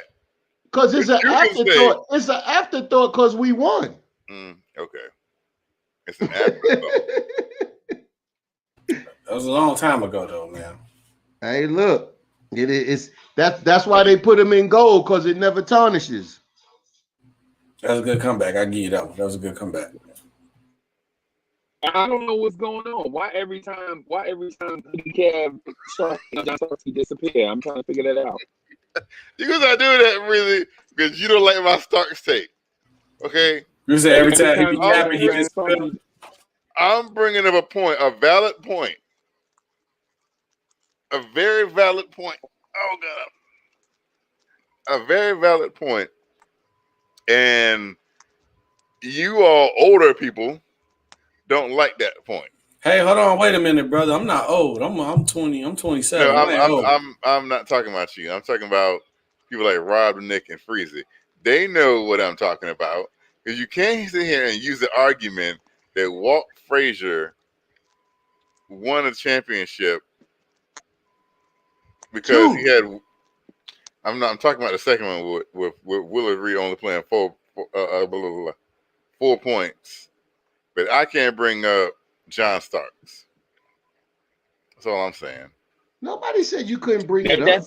But you got to keep into context. Freezy, because every time I bring it up, Freezy want to take me out of chat. No, man. No, you do that to yourself. I don't take myself out. You do that. You playing yourself. Okay. You know you playing yourself because what you do, because you saying, oh, John Starks got 2 for 18. In Game 7, he was 11 for 11 from 3. But what you don't say, and you take it out of context, and it makes it sound like you wasn't even there. Make it sound like you didn't even experience it. John Starks got hot right before the All-Star break and carried that I watched it all the way through to that Game 7, right? But you never give John Starks credit for putting that team on his back. The one year that Pat Ewing took the team on his back, the one year that another Knick puts the team on his back, they make the NBA Finals, right? And you say that he's the reason why they lost the championship. Really, don't do Ewing had the team on his back for all those years. No, man, don't be naive. Don't be naive, and don't be a hater, because you're like a hater right now. I'm being a hater. All the years that the Knicks had, yes. And so the thing is, all those years that Pat Ewing put the team on his back, the Knicks wound up choking their way out of the playoffs. The one year John Starks put the team on his back, they make the NBA Finals, and you blame John Starks, right? The one year, so the Knicks went to the Finals 2 years in the 90s, right? In 94, Starks carried them. In 99, Sprewell and Houston carried them. Hold on. Right? But you never, all the years, Pat Ewing was carrying the Knicks on his back. And then, no, I'm not holding on. No, I'm not holding on. Because y'all been talking forever, right? The 2 years that Pat Ewing did not put the team on his back, they made the NBA Finals. Right? And you're saying that you're blaming everybody else except Patrick Ewing. Can I say something? Okay, in 93, 94. Hold on, wait, hold on before you. So Patrick Ewing wasn't the top 5 player in the 90s then. That's what you're saying then. Because they were arguing that to the point. Hold on. Okay, that's what it sounds like to me. Okay. Hold on. Let me shut this down right quick. Who led the Knicks in scoring in 93, 94? Was it John Starks? Since John Starks put the team on his back, right? I don't care. You don't care? Okay. Make your point. How in the world? So Patrick Ewing in 93, 94 averaged 24.5 points, 11 rebounds, almost 3 blocks, and 2 assists, right? John Starks averaged 19 points. So even if you said he cared and played 20 less games, John Starks played 20 less games than Patrick Ewing did. 20 less games. So how is that carrying a team on your back when the star player averaged more points and played in more games than you did? That right there let me know. That right there sinks your argument. Because how does it sink my argument? Do that stuff to make sure that your stats and stuff were accurate, right? So you just researched that stuff to make sure. I did. I mean, here's my thing. I don't have to research anything to believe that Patrick Ewing averaged more points than John Starks did. Right. So you just researched that stuff. That lets me know right now that when it was going on, you didn't understand what you were looking at. Back then, you didn't understand what it was that you were looking at. Like you said, you just asked me, how did he do that in 20 less games? And we keep telling you that John Starks had a grade 2 MCL sprain that almost derailed the season. And that's the reason why his shot was off in game 7. You keep saying so John no, Starks Freezy, yes, you do. That is a lie. You're not gonna sit here and say that my knee hurt. I hurt my knee in January, and the only time it affects me is on one game. 5 months later, that's when it affects you. Get out of here with that. Wait a minute.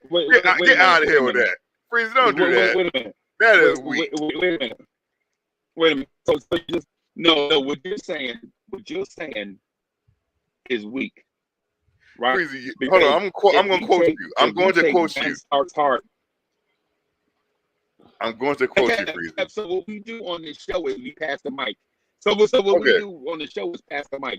Like you get to talk for like 3 hours. I don't get a chance to talk for 3 minutes, right? I get a chance to talk for like 3 minutes. All I want to do is say my little say. That's all. Go ahead. Right? I apologize.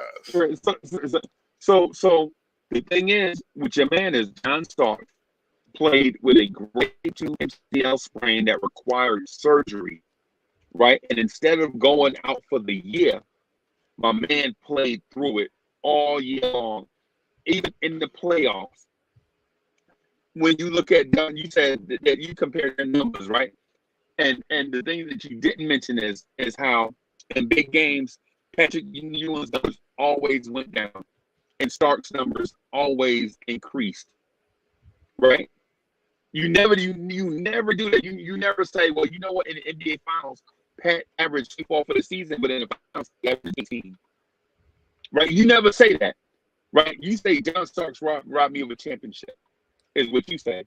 You never say in Game 6 when John Starks had shot the championship, Olajuwon knew he had Pat Ewing on lock so much that he left Pat Ewing wide open in the final seconds of Game 6 so that he could cover John Starks.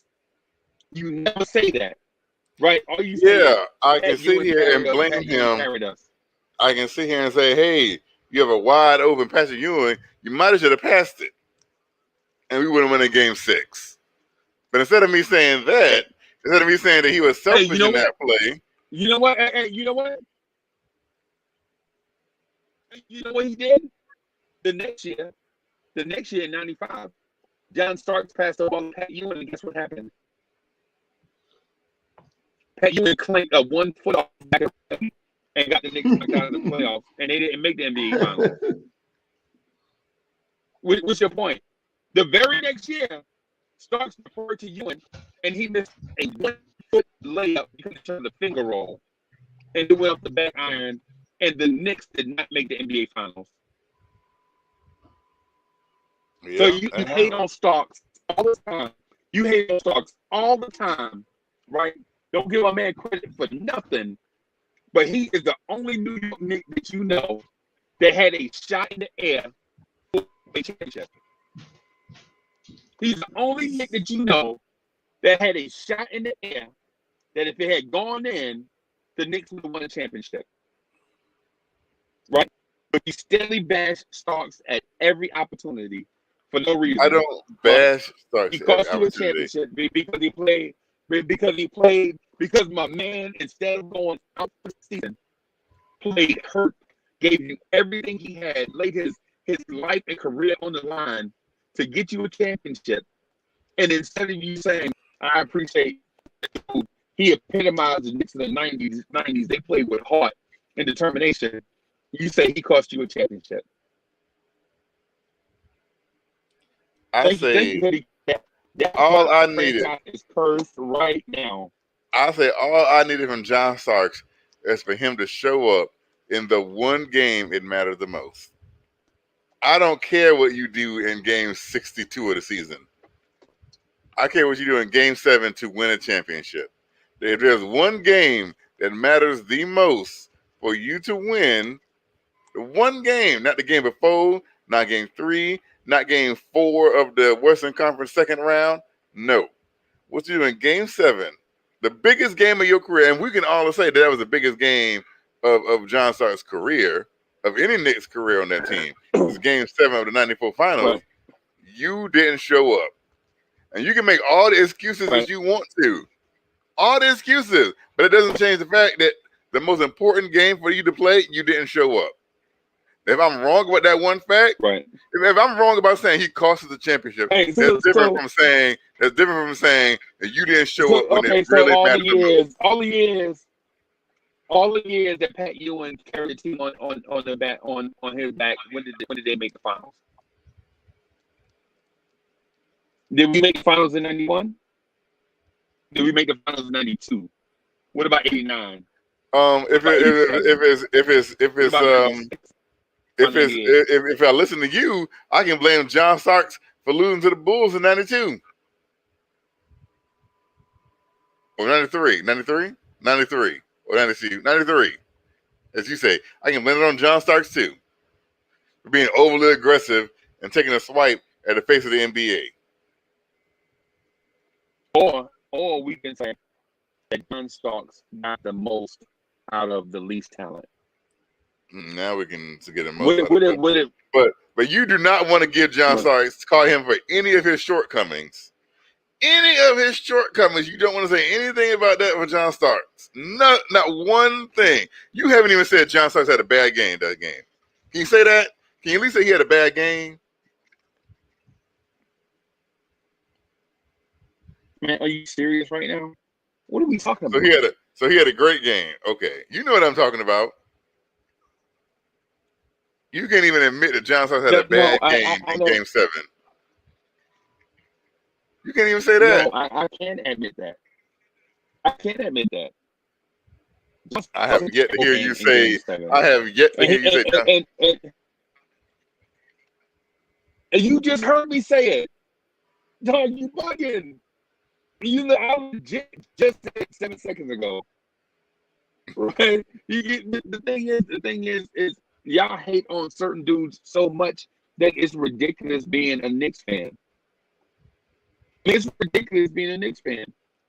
Y'all hate on everybody. Y'all hating on Quickly right now. Who is y'all? Hating on RJ right now. You know what I'm saying? People hating on Mitch right now. Hold on.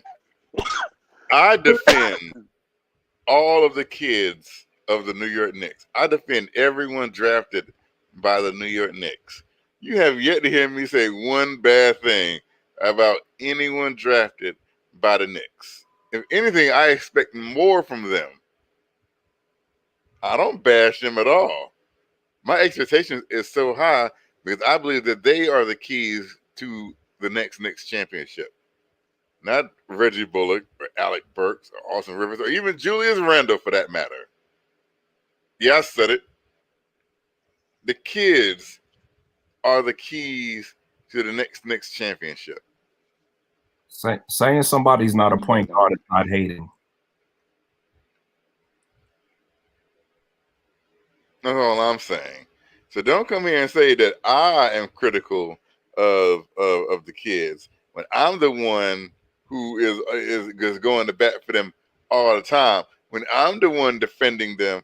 Yesterday, Stephen Fox came on this show and started off by bashing RJ Barrett. And I came on here and said, you know what, Steve, that's unfair. We shouldn't do that. RJ is the key. RJ is the future. I get in here and talk all the time that Frank Ntilikina needs to play. We all know how I feel about Kevin Knox. I'm angry as hell that Obi Toppin can't play more than 15 minutes a game. So there's one person you can't sit here and talk about bashing anybody is me. You know, I'll talk to hell and high water about Reggie Bullock and Alec Burks because they don't mean anything. But there's one player who goes to bat for all these kids is me. That is something you cannot take from me.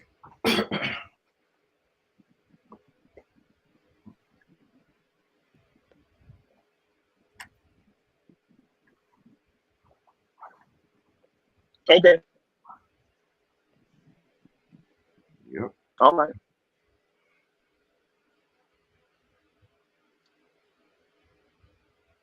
I mean, I don't get. I don't. Oh, go ahead, Chuck. Not good. So Quickly is a point guard, right? No. Quickly is a modern day NBA point guard. The definition don't change because the time. Yeah. Oh, yes, it does. No, Yes, it does. Yes, it does. Everything changes. Everything evolves. When things don't evolve, they die away. It's just the way it is. So, may I ask a question today? Everything evolves over time. Quickly is a shooting guard and a point guard body. Period. Let me ask a question. Was Walt Frazier a point guard?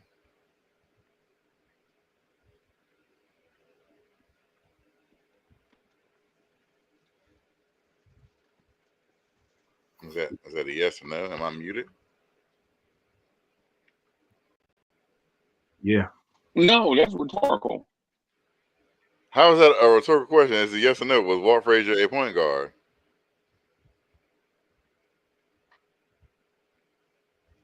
And Pearl.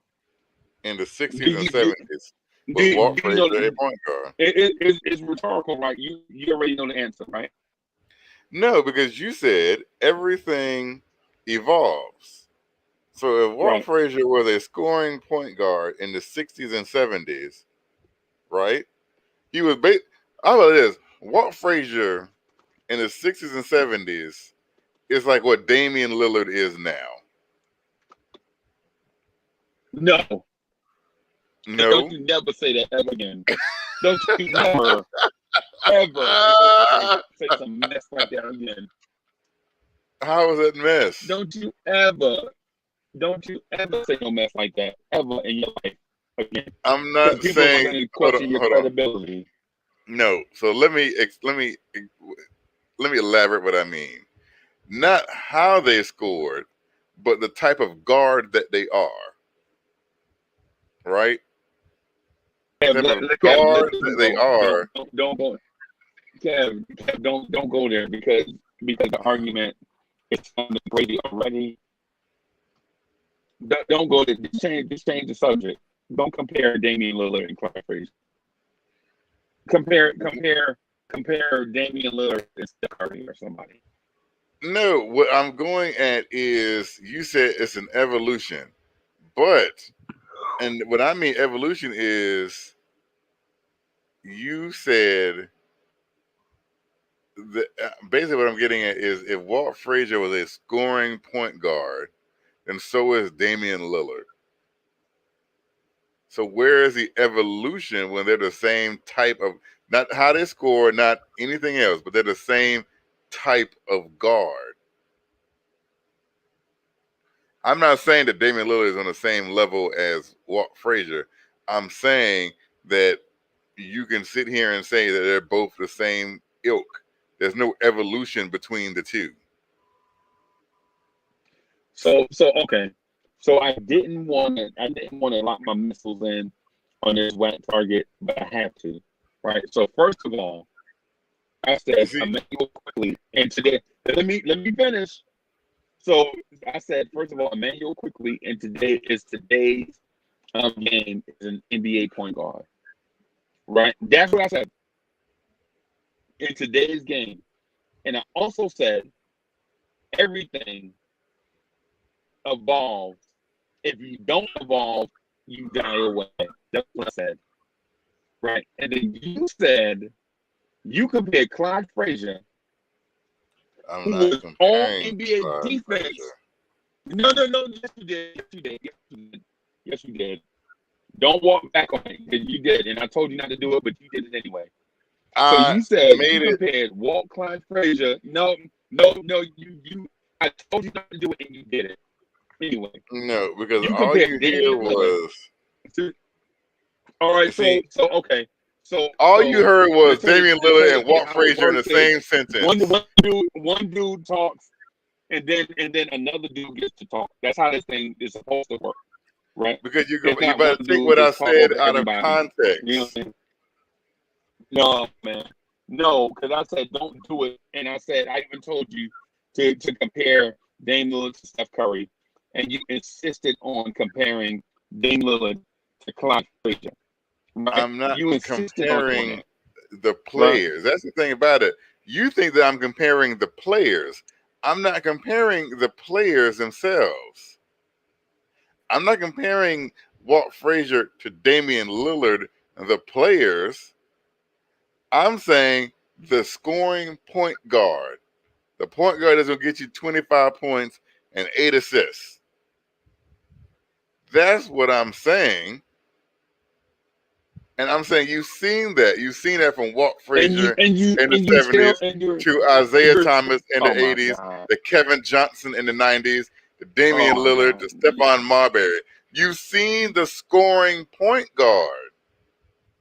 That's all I'm saying. I'm not saying the players. I'm saying the type of players. Dog, you keep saying it and you're still wrong. You keep saying it. It don't matter how many times you say it. You absolutely wrong. The New York Knicks played in the most beautiful offense. If you listen, then I can tell you. Okay. I'm about to mute my mic. New York Knicks, okay. All right.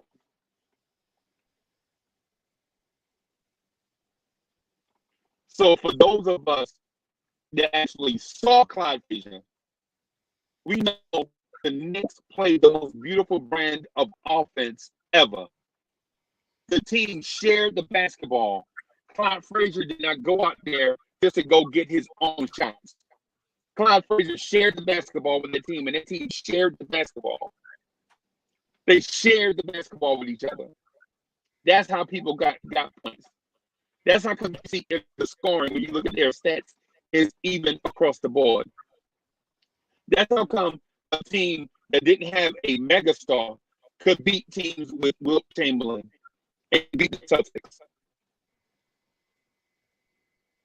Clyde Frazier was not a score-first point guard. Clyde Frazier was a balanced point guard, an elite defender,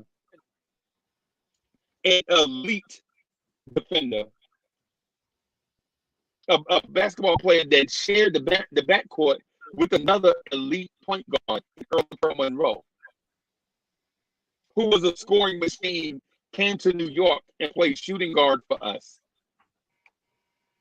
Saying Clyde Frazier is a score-first point guard is the most disrespectful shit I heard on this show since we've been doing it. Clyde Frazier is a score-first point guard.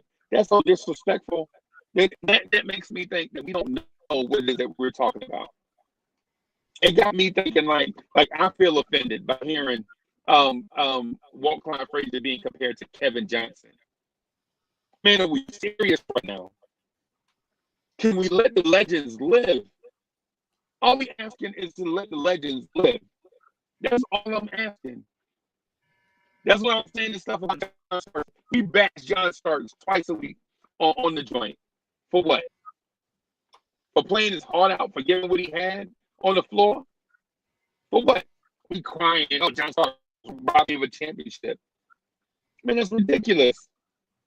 How many championships did Carmelo get you? What about Bernard King? What about Kevin Knox? How many times Kevin Knox got you in the NBA Finals? Right? I mean, come on. This dude was legit on a team that contended for a championship, and we sitting here bashing him because we didn't win a championship. How many championships did Bernard King get you? What about Patrick Ewing? You know what I mean? What about Allen Houston? How many championships did he get you? What about Latrell Sprewell? What about Stephon Marbury?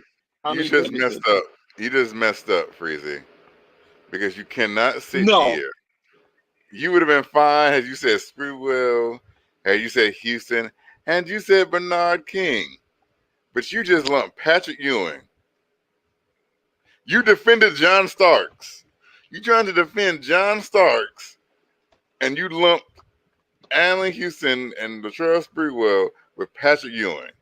That's where you lost the whole argument right there, Freezy. You just lost the whole argument when you lumped in Patrick Ewing. This is not an argument. This is not an argument. I'm not arguing against nobody. I'm telling y'all to stop bashing John Starks because you're trying to bring up Patrick. I don't know. You're trying to I don't know if I can trust you. You're trying to defend John Starks by throwing Patrick Ewing under the bus. That's what you're doing. No, that's not what I'm doing. Freezy, you said John Starks. You said how many times? You talking about John Starks? How many times did Allen Houston bring up Bernard King and Patrick Ewing? So in your defense of trying to defend John Starks, you throwing PatrickEwing under the bus. No, Kev. That's what you just did, Freezy. You want to be right so bad. You want to be right so bad right now that you're desperate for anything. Freezy, just admit that you were just wrong on that tape. No. Just admit you're wrong for bringing up Patrick Ewing. This is not a take. What are you talking about? This is not a take. This is real stuff. We don't just sit around and think of stuff to get ratings up. This ain't a take. This ain't Skip and Stephen A. Smith. I'm not saying it is. All I said was you're saying it is. This ain't Skip and Shannon. This ain't a take. John Starks legit played hurt on a playoff run. We made it to the finals, and instead of you saying John Starks gave it everything he had, you saying he cost you a championship. And it's a new low of pettiness. It's beyond petty. It's whatever is worse than petty. That's what it is. This just comes from a man who just threw Patrick Ewing under the bus. But I can understand. I can understand where you're coming from because your favorite player don't have heart, so you don't understand what heart is. Right? Patrick Ewing don't got heart. Right? Patrick Ewing don't got heart. Right. So if Kevin Knox had John Starks' heart, he'd be an all-star. If John Starks had Kevin Knox's physical abilities, John Starks would probably be a Hall of Famer. Right? Because John Starks took the limited talent he had and mixed it with a whole bunch of heart. Those teams from the 90s, all of it, those teams from the 90s, Knicks teams from the 90s, wasn't the most talented team. But they played with heart. They won it every night and played as hard as they could for us. And get the championship. And instead of us saying that, you know what, maybe we should appreciate them for what they are, you are saying such and such player cost me a championship. That's a new low of pettiness. I can't even believe that you keep saying it. I'm like, I just can't believe what I'm hearing. Such and such player cost me a championship. When that such and such player was hurt and laid it all on the line for us to even get there.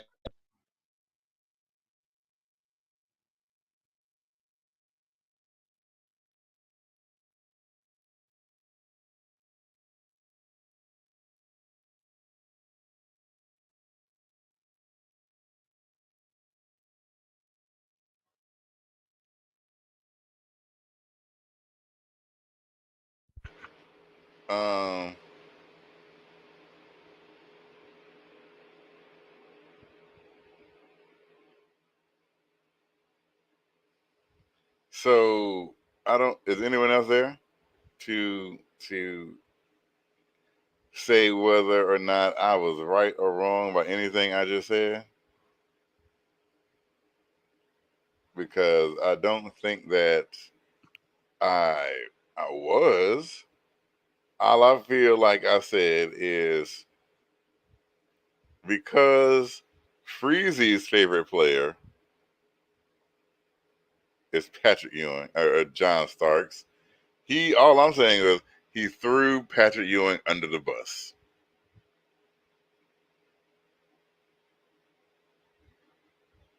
That's all I'm saying. He just threw Patrick Ewing all under the bus.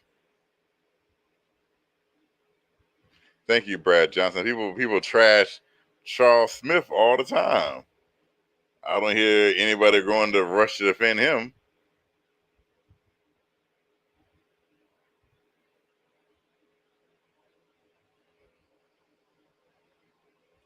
It looks like, to me, that everyone in the chat agrees with me. Thank you, chat. I'm so glad that we can all see eye to eye on this.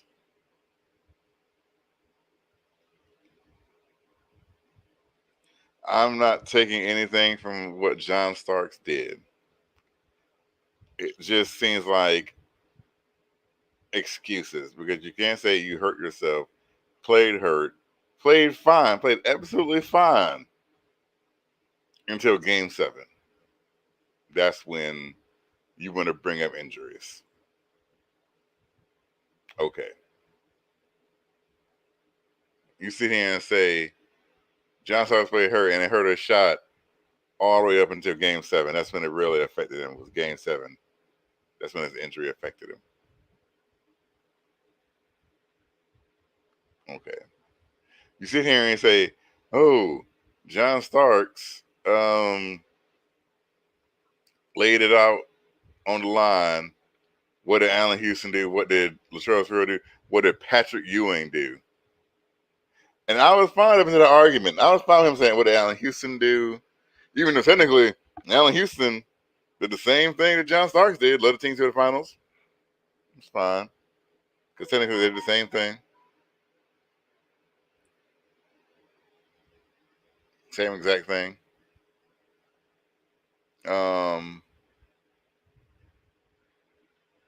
So I don't know. And I'm not saying or comparing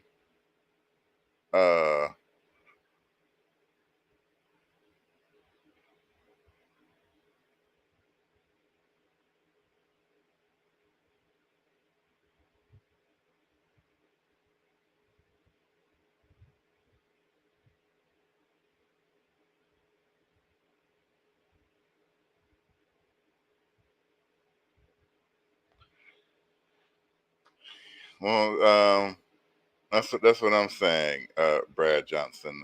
I just he's not going to sit here and say that he was wrong. And that's the only thing I asked for. I'm like, Freezy, you was fine until you brought up Patrick Ewing. You can't throw Patrick Ewing under the bus to defend John Starks. I just that's my only thing. If you can bring up anyone else, but you are not going to you're not going to throw Patrick Ewing under the bus to defend John Starks. You just you can't do that. Like you can't.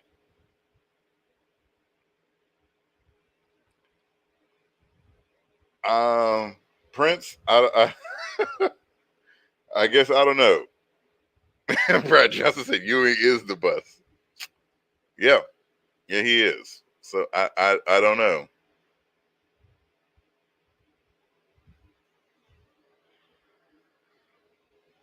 Well, Freezy will be here in a minute. And I hope he hears you, chat. I hope that he hears that what you all want from him. And like I said, I was never saying anything comparing Damian Lillard to that.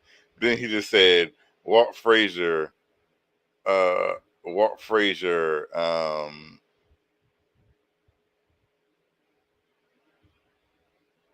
in a great offense when Walt Frazier was taking 17 shots a game.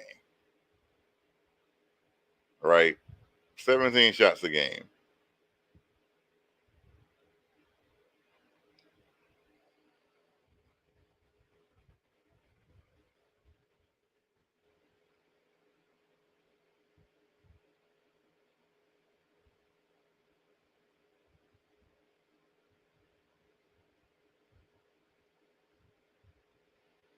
Averaging 20 points a game.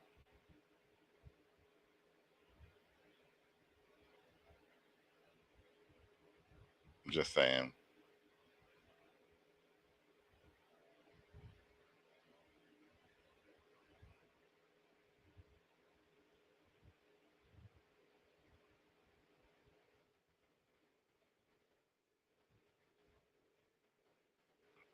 Then he gets upset because I compare him to Kevin Johnson, who, think about this, averaged less shots a game. Remember this, Kevin Johnson averaged less shots a game than Walt Frazier.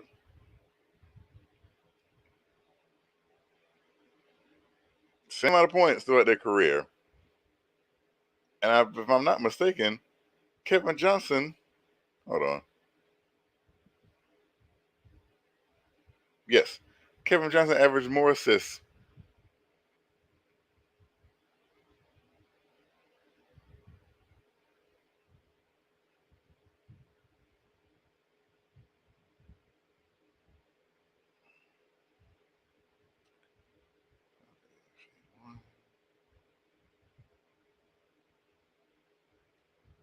Let's see.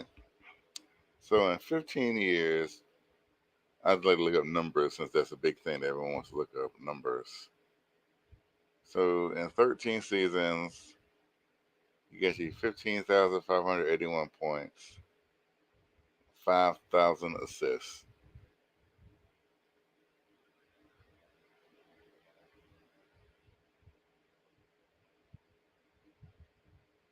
Those are your numbers.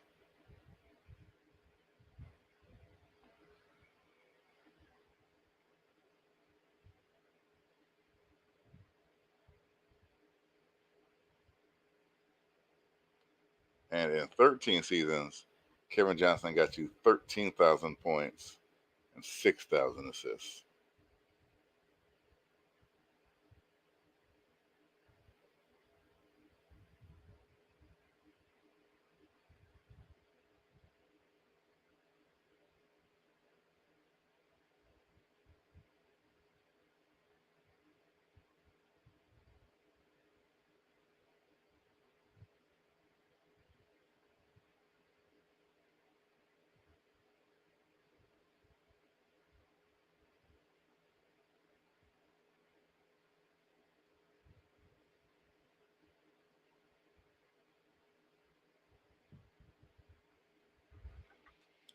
Um,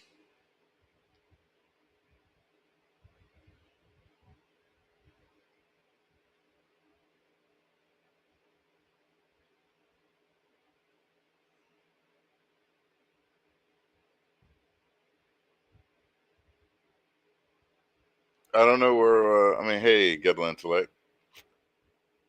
I mean, that's like I said, it's objective when you ask who your favorite player is or who you think it is, the best player in Knicks history is. All I'm doing is stating the fact that my personal opinion, the player who I grew up with, was Patrick Ewing, and I saw Patrick Ewing lay it on the line every single night for 15 years. And I don't know if you heard Ghetto Intellect, but in defending John Starks, he threw Patrick Ewing under the bus.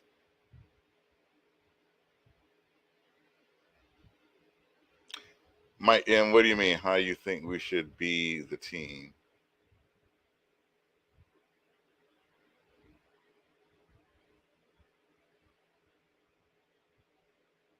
Oh, build the team. Like I said, I'm all about the kids, right? I want to see the kids do great. It is my opinion that they can win a championship. I want to see Knox, RJ, and Obi win a championship as a big three. And as they grow, build around them.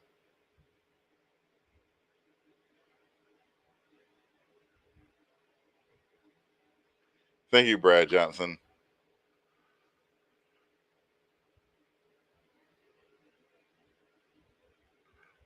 I appreciate it. Bamio says Kyle Lowry to the Knicks. I don't see. Here's the thing: when people say, "Oh, let's trade these players and let's trade these players," let's trade Kyle Lowry and let's trade Zach LaVine, right? When these are teams in the playoffs, they're in the playoff hunt. So why would a team that's in the playoff hunt give up one of their best players? Like, that doesn't make any sense. Like, teams that are in the playoffs, teams that are fighting for the playoffs, they're not about to just trade off their best players for nothing. Like, that doesn't happen. You know, if that's why I said if there's one player that could be traded, it's Karl Anthony Towns. But I don't think Karl Anthony Towns is going to be traded during the season. I think it'll be an off-season kind of thing. That's a player that you can get because he's been on a losing team.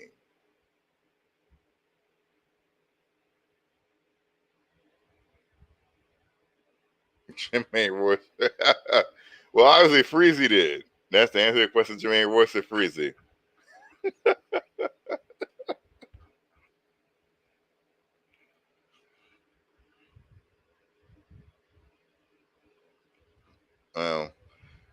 Everyone who says that I can't be stopped, I need y'all to show up on Saturday night to vote. Victor Oladipo can be traded. Yes, I think he's an option.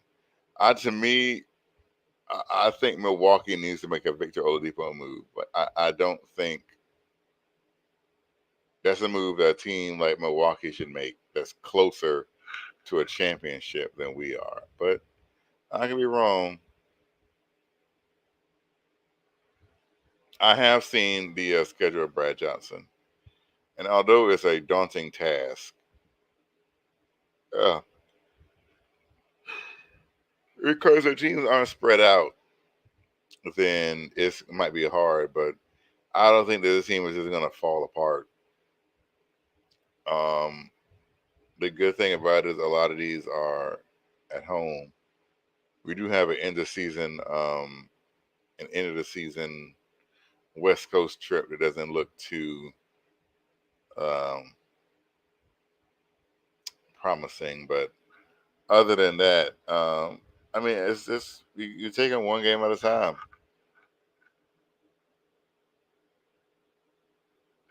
Freezy, you there? Yeah, I'm here. Man, I've been having tech issues all night, man. I'm sorry. No. I don't know where Chuck and Rob went. They haven't been here for a while, so I don't know.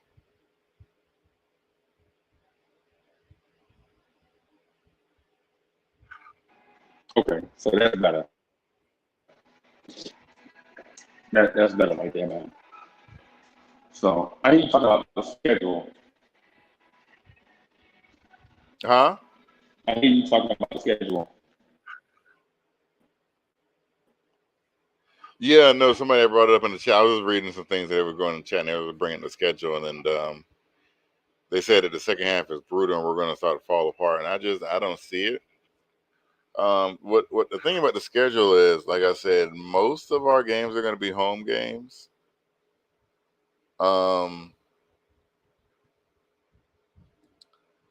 The only thing that's really weird is like the last leg, like the last 10 games or so. We have that 6-game road Western Conference trip. Right. Yeah, I saw that. That might be like the only thing that's a worry. But you got to realize at that point, our team's going to be resting players. Like are the Lakers, like the third to last game of the season, are they going to be playing LeBron James like that? Are they going to be playing Anthony Davis like that? Yeah, that's a good point.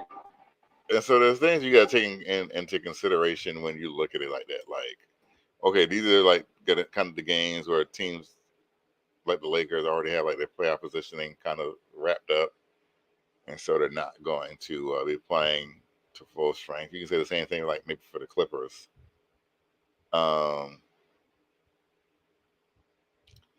And so that's about it. And you never know what might happen. We might go in and win some games, but I don't think this team is going to fall apart or anything like that. Jermaine Royce, a good night. Take it easy. Yeah, I'm gonna say good night too, man. I'm gonna just go ahead and right here, man. So I can go ahead and knock out some stuff before I can get to the tomorrow guy. No, cool beans. So see you tomorrow then. All right, boss. Peace out, chat.